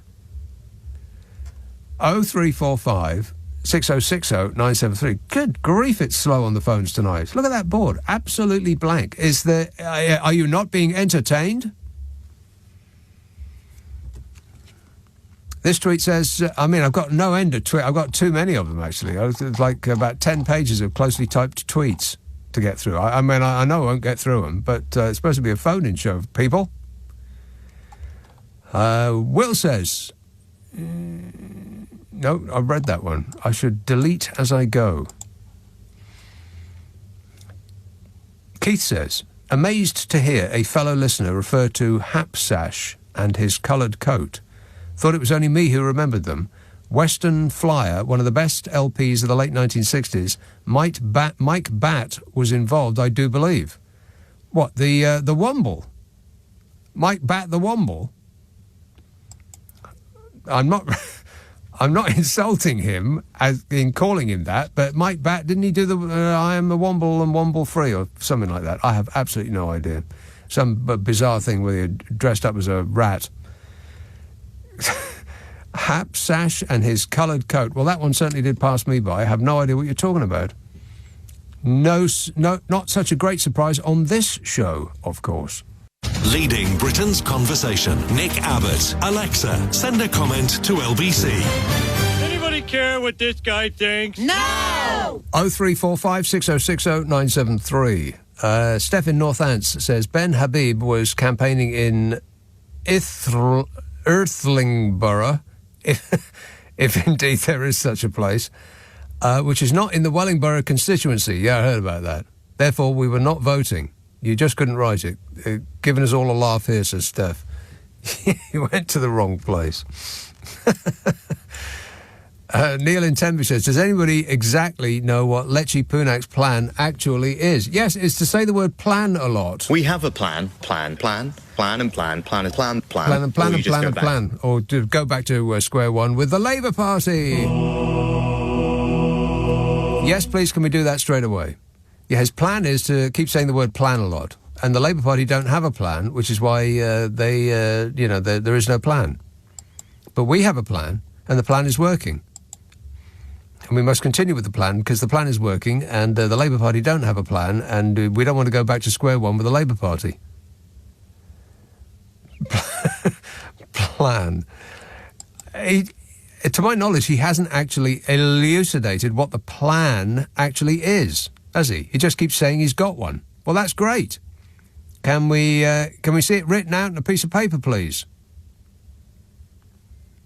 Can you perform it in the form of modern dance or something? Jenny in Carmarthen says, have you been to Kew Gardens lately? Yes, I went, let me see now, yesterday. She says, we want to come, but it's a bit too early for the display of daffodils and snowdrops. Well, it's all happening, Jenny. It's the whole of nature is about to pop. And there's quite a display on there at the moment. I put some nice pictures on Instagram, by the way. It's my handle or name, whatever you want to call it, is Nick's camera or Abbot's camera or something like that. I'm not a very good social media person. I think it's a giant waste of time. But every now and again I'll stick some pictures up the internet. She says, we want to come, it's a bit too early. Not entirely, no. I mean, if you wait a couple of weeks, then it'll be better, but it's pretty great now. She says, P.S., have you booked Christmas at Kew already? Yes, I have. I booked it on the very first day that tickets became available. I always do. Yep, the Christmas lights at Kew. For Jesus' birthday. I can't wait. Well, I can wait. I'd rather we had something of a summer first.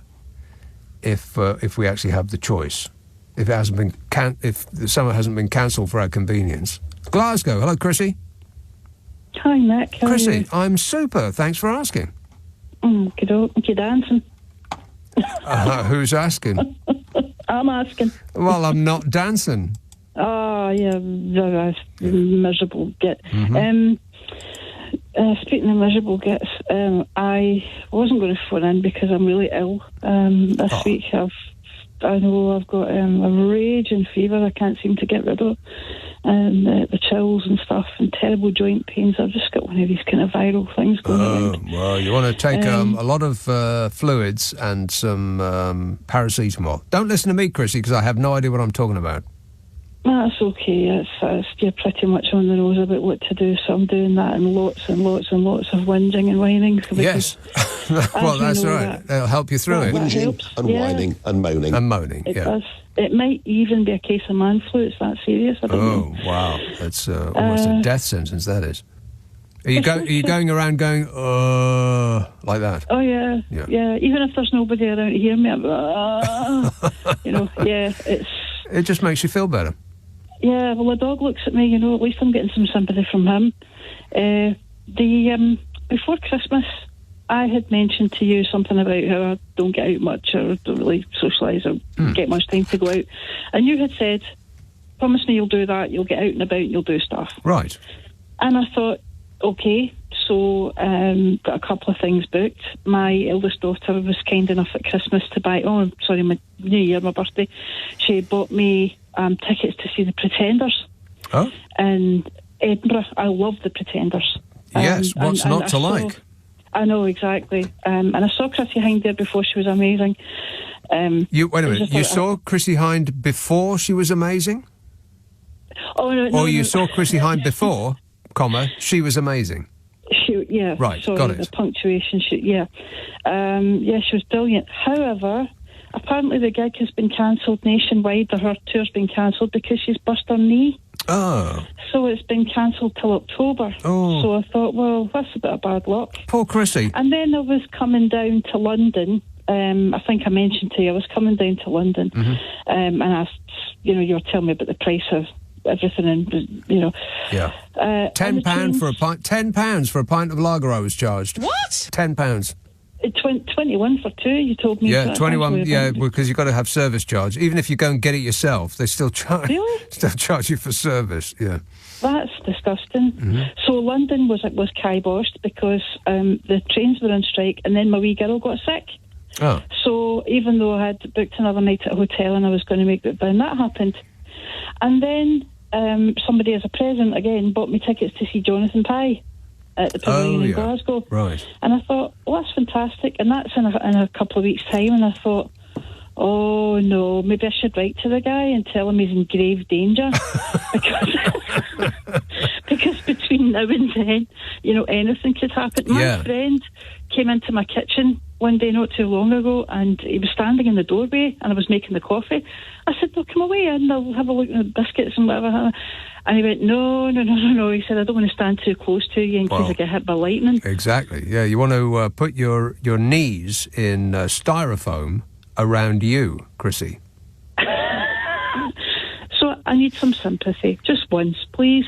I think you need to get an industrial quantity of bubble wrap and just leave it by your front door so anybody who comes in is fully protected. But if Jonathan Pye is listening, just watch out for falling pianos and stuff, because I'm just not a good omen at the moment. Right. Don't stand underneath any anvils, whatever you do. Right. No. All right. Well, I hope you feel better soon, Chrissy. Thanks for that. 0345 6060 973. This tweet says, a caller tonight mentioned that the country is going downhill because they sold off everything. Well, yes, indeed, but the caller forgot to complete the sentence.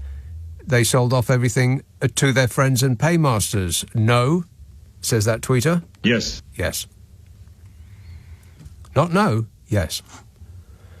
Let's see now. Huddersfield. Hello, David. Hello there. Hello there. How are you? Yeah, are you good, well? thanks. Mm-hmm. Now then, you usually say that democracy, we should be compelled to vote, and I think that's the exact antithesis of true democracy, because they should make it worthwhile and interesting for us to vote. No, it's always worthwhile and interesting for you to vote, because it's your future, David. Are you not interested in your future? At this time of night, sort of, a bit. Right. So, I don't know, I'm struggling to think that is democratic, to be compelled to do more or less anything, unless it's have a cup of tea, and then I might agree. But nobody's forcing you to actually vote. They're just forcing you to go there. I mean, you can just stand in that plywood booth and adjust your clothing, if you like, just as long as you go. There would be a commitment, I suppose, and it would make people engage with the whole process. Have you been talking about other subjects like the sad passing of Mr. Steve Wright as well? It was mentioned in at the beginning of the programme, yeah. Because I've been out being sociable and I didn't know. But well, I think, like yourself and his programmes, I mean, they inspire, when people are having a terrible time. I mean, I've rung up to have a comedy argument, really, with you about democracy, just to literally be positive and get you to say your spiel, really. But because I knew you would. I knew you couldn't resist it. Yeah. Yeah. And but that kind of thing, us bouncing back and being positive, it really does. It's necessary right now. It's tough. It's been a tough time for a lot of people, I think. Yeah, and it's with each passing year, it doesn't seem to get any better. I mean, pretty pleased with sugar on top. We don't have to go through another pandemic Although that warning that Anthony Fauci, the American, I don't know. Yes, how does he know? Well, he's a doctor, supposedly, isn't he? Yeah, he said that we are entering the era of the pandemic. So we might be the foothills of where we're about to go. And the weird thing is, well, I guess it's not weird at all, but it's weird when I'm editing my best of podcast, because I go back to that period, and I'm around February now of 2020. So it's coming.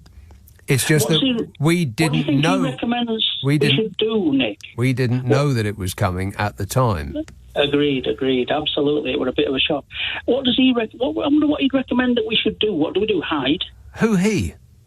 Dr. Fauci. Oh.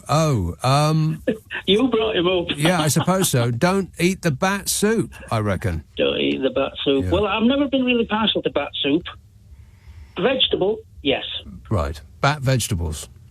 Bat vegetables, as long as they don't fly away, and then I'm all right. All right. Okay. Good work. Thanks a lot. 0345 6060 973. Yeah. Oh God. Can you imagine if we had to go through that again?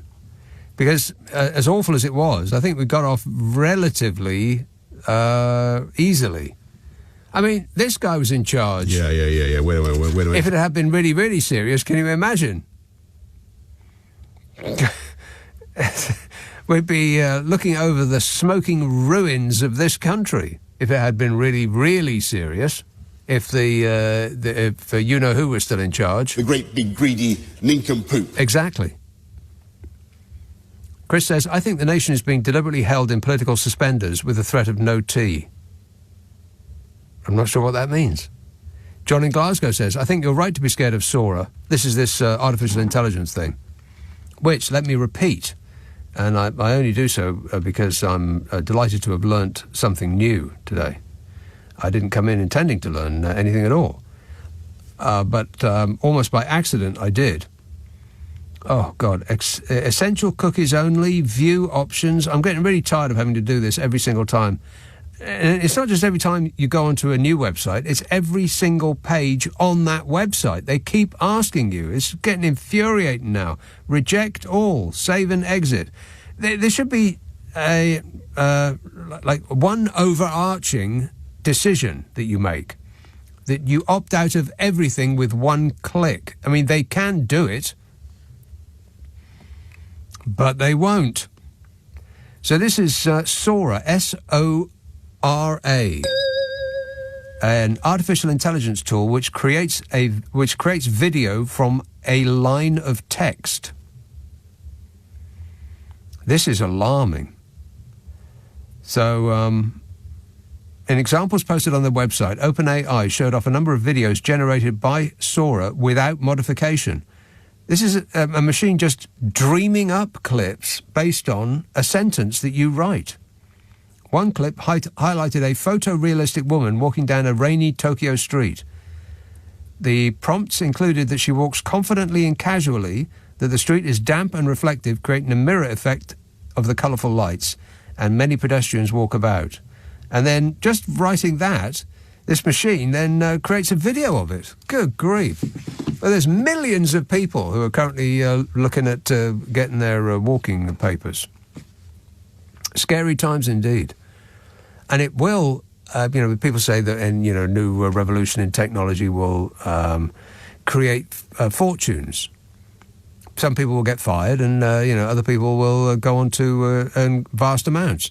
And I think that is true. It's just that the people who have control of the means of production, the already rich, are just, through the application of AI, going to become even more rich, and everybody else will be a pauper.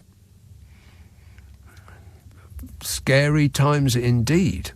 This is LBC with Nick Abbott.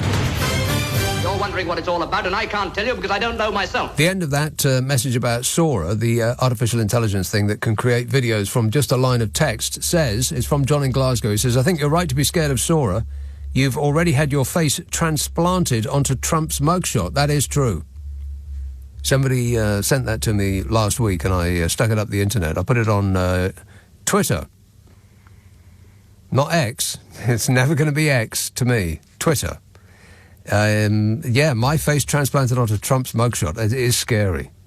He says, imagine what people could do with a single sentence involving you two, says John. Hey, Melania, people with evil on their mind are going to make it seem like your beloved and I are having an affair. I don't care. She's actually not that bothered. 0345 6060 973. Blackburn. Hello, Paul. Hello, right, Nick. I've got an idea.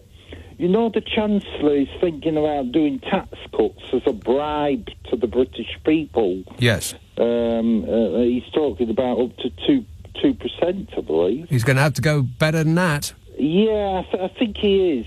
But I don't think government should be allowed to do this, and I think it's important to protect public services rather than cut tax.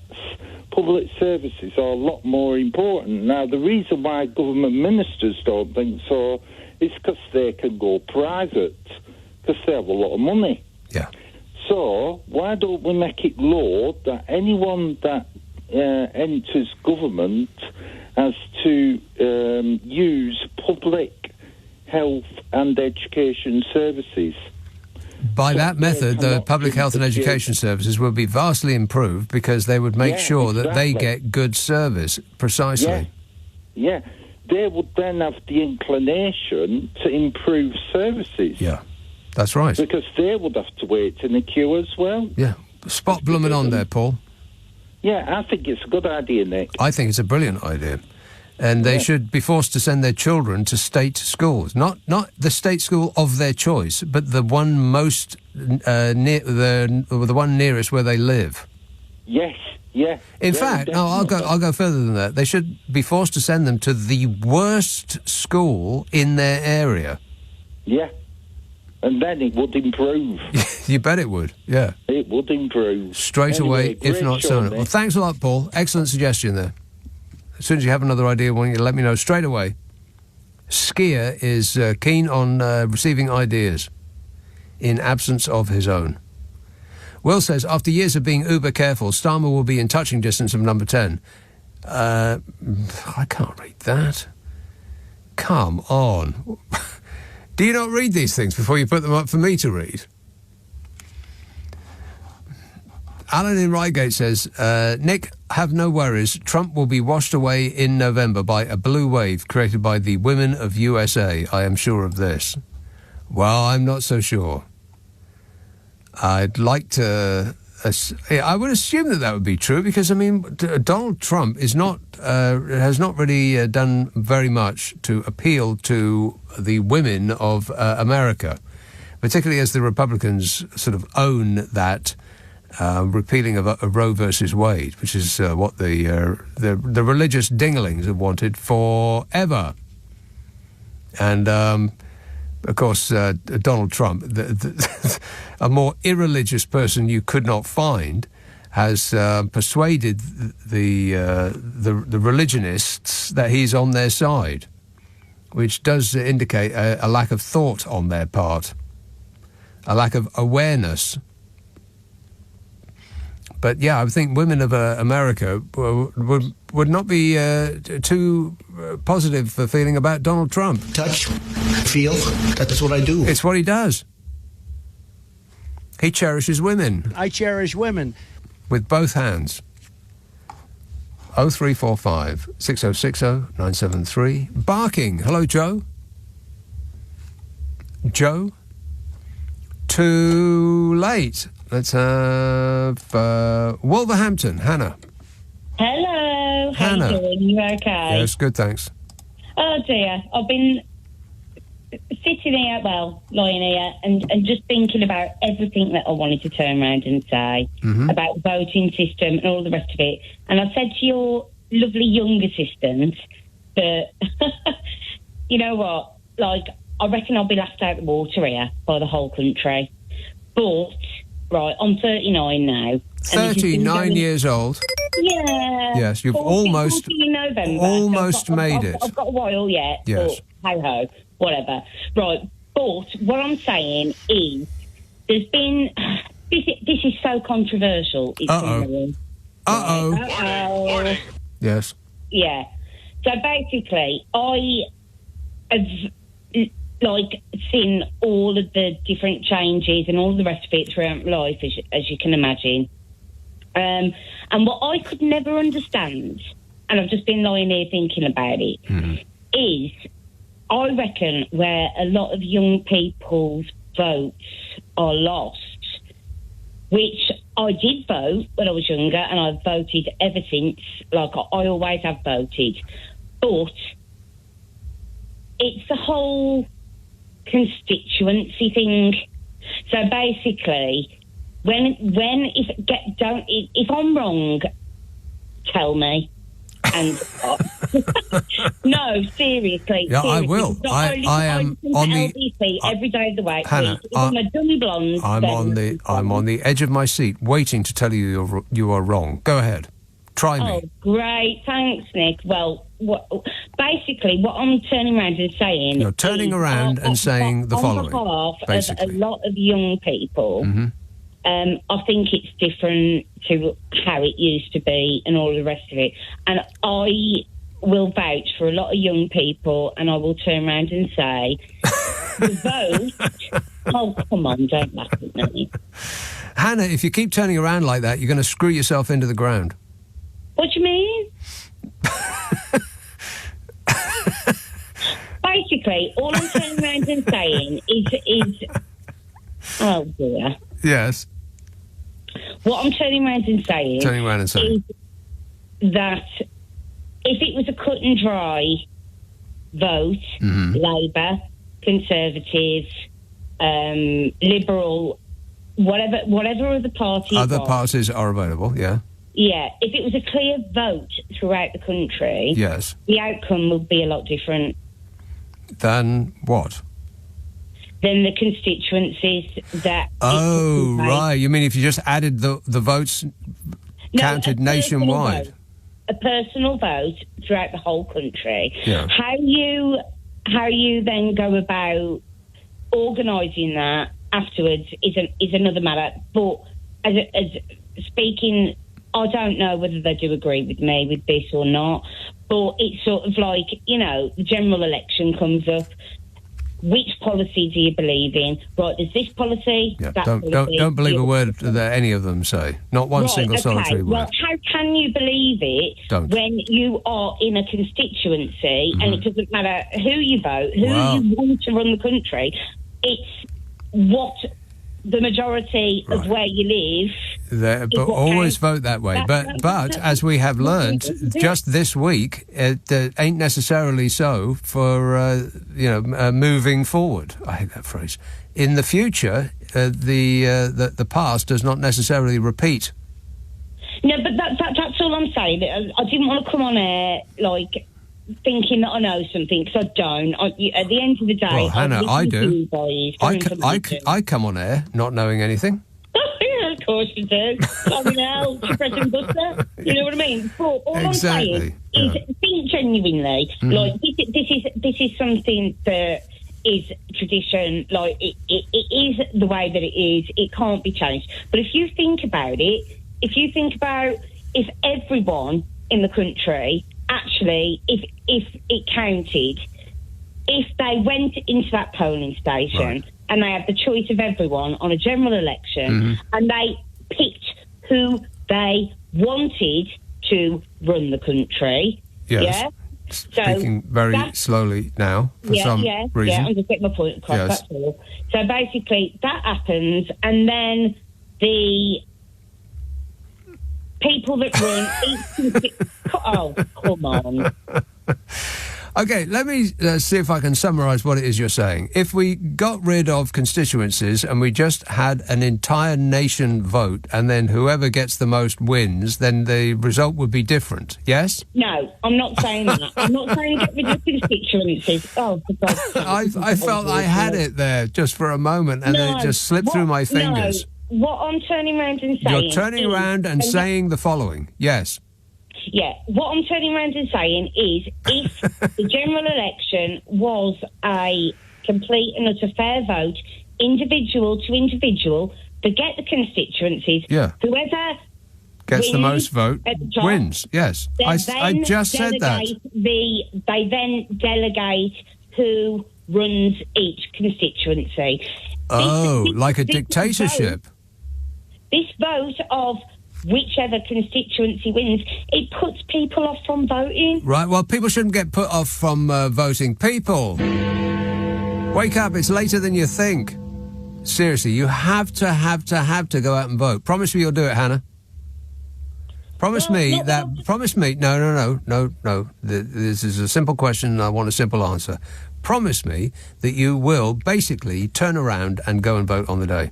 I have always voted. Thank you. We appreciate it. Thank you.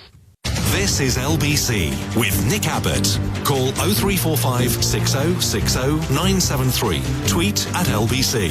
Text 84850. Come on, we're running late. We are running late. Let's have Chichester. Michael. Hi there, Nick. Hello there. I haven't spoken to you for years.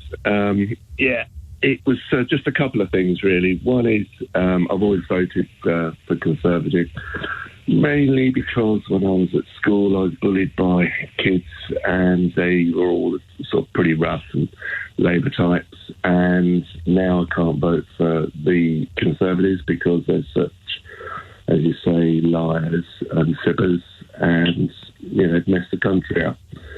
But just one thing I wanted to make, point I wanted to make about our friend Boris Johnson. I think he's created a hell of a lot of damage in this country because in my view, it's been anarchy that he's created because, he told plenty of lies and fibs, but he didn't, he just broke all the rules in the book. Yeah. And got away with it. And he got away with it. They all got away with it. And they're all in denial, sadly. And I think I think they deny it. They're not in denial. They know what they've done. They know they're guilty, but they're right. Pretending that they're not. That's denying it. That's not in denial. They're fully aware of what they've done. They must be, otherwise they're psychopaths. Absolutely, I think they are that as well. I mean, it's sad and sickening, frankly, and I just don't know what to do with this country in a moment. We need a new thing. We need some people. I know you're not keen on Farage, but I do, and he goes on far too much about the migration and everything. But he has got some technical abilities that we could be used. Technical abilities. Well, what does that mean? Well, he's been good. He worked in commodities. Oh, come off it! Are you kidding? There's half the government used to be a trader or a lawyer, one of the two.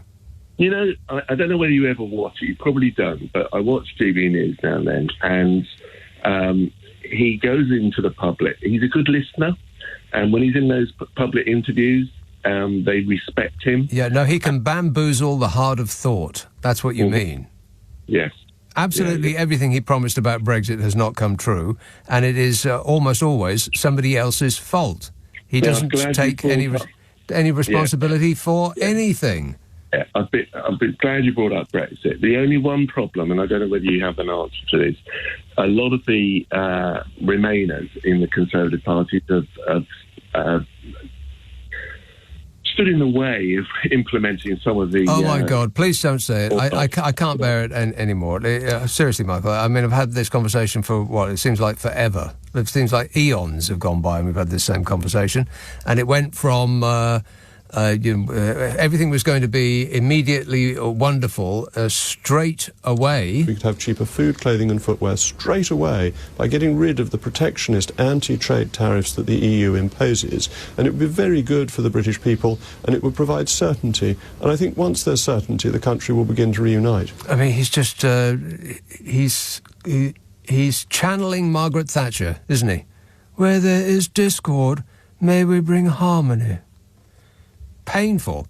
And the reason that none of these promises came to pass is because Remoaners didn't believe strongly enough. No, I'm not going to hear that again. But good effort. Better luck next time. Gatwick. Hello, Alex. All right, Nick. Maybe jump, but yeah. Are you going to be okay?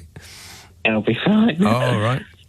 Now, when you were talking about the concert ticket prices, yes, for AC/DC, I feel like it prices the fans out completely, and in particularly the resellers. The resellers? Yeah. You mean well, the resellers price the fans out, or the prices price the resellers out? I don't know what you're saying. Price the fans out. The fans out. Yep, and the resellers prices even more price the fans out. Yes, that's right. Yeah. But I haven't been to a big arena gig since 2017. No, probably me either. I mean, me and my friend who went, we got our tickets off a well-known auction site. Oh, yeah. 2 nights before, and it was quite sketchy getting in. Who is it for? Metallica. Metallica? I did not think you were going to say that. Okay, Metallica. Good choice. Rock and roll! Yeah. Yeah, basically, checking the names on the ticket because I had some random person's name on. Oh, that's a new one on me. I haven't been to a gig where you've got your own name on your ticket. And then the other flip of the side of the coin is I had tickets for Ozzy Osbourne. Yeah. And I was mainly going for Judas Priest. Right, the support act, yes. The support act, but I'm a big Priest fan. We went, because of COVID and stuff got in the way, it turned out it was like 5 years from when I booked the tickets. Blimey. Till it got cancelled, and it's like, surely after about a year or two, I should have just gone, refund. Well, yeah, but you didn't want a refund, though, did you? You wanted to go and see the Priest. Yeah, I wanted to go see the Might. But then, I was looking at tour posters from about the 1980s. I'd literally played 2 miles away from my house. Yeah, well, I've got a mate I went to university with, and he listed all the bands that came through, and that he certainly went to almost all of them. I didn't remember a single solitary one. I mean, I remember the Pretenders and the and X-Ray Specs, not X-Ray Specs, the Rosillos, and then I started to run out. I can't remember any of them. He made the wise choice of writing them all down in a notebook. It's a bloke thing, making lists. And if you are a younger person, then I would recommend that you do that too, because some of those, particularly if you're at uni and a lot of undiscovered and small bands come through, then you can, in later years, say, I paid 50p to get in to see Coldplay or whatever is the equivalent then. Thanks a lot, Alex. If in the intervening period in between Judas Priest selling the tickets for a show and then having to cancel, and 5 years later, you probably saved hundreds of pounds in the inflation on tickets. So there's something to be happy about. Tooting. Hello, Jan. Hi, good evening, Nick. Yes, Jan. Yeah, it sounds fascinating, this thing about Sora, but I came across something that is more like I could do with something like this now. Microsoft is introducing a Chat GPT AI button onto its computers. God knows what they'll cost, but a Chat GPT AI button on a computer. Yeah, for the computers. Well, what does the button do? So their keyboard. So I could do with one now, really. It's going to be able to help with writing essays, but what it can do, it says it can summarize dense, complicated articles and can even create pictures. Well, but it would be good to be it can write essays, so it's gonna be able to do AI Chat GPT functions on a normal computer. Right. Just usually an ordinary computer. By utilising one button. I mean, but you can just go on the website. You don't need a button. No, but they're on their Microsoft. They're introducing a new button onto their computers called a Copilot, which is an AI button for a computer. Yeah, I don't like. Sound interesting? No, I don't like the sound of that. Oh well, I wouldn't mind having something that could summarise dense, complicated articles. Well, dense, complicated articles does sound like the Conservative Party. This government is absolutely full of dense, complicated articles. But Nick, can I ask you something, though. No. Leaving that aside, because you're not excited about that. Are you still having those? Are you still having all those problems with the traffic? Yes, there does seem to be a traffic issue. What's the cause of it? Have you found out how? Can you make big complaints, like a group of you get find out what's going on? A class action lawsuit against the numpty who left the four-way temporary traffic signal on red, thereby gumming up the whole of the south of London. That's what you want me to do? No, I mean, can't you? What do they call it? You can get a subject access. Yeah, class action lawsuit is what they call it. Subject access report to find out exactly what's going on and make that's what I'll do. I'll use my spare time looking into traffic jams. No, I don't mean you. I mean, the people who are. Well, I tell you what, use your AI button there, Jan, and ask it what's going on, and I want you to have a full report on my desk first thing tomorrow morning, all right? Nick. That seemed like a no to me. Are you saying no to me? No to me? No to me? No to me? No to me? No to me? No to me? No to me? No to me? No to me? No to me? No to me? No to me? No to me?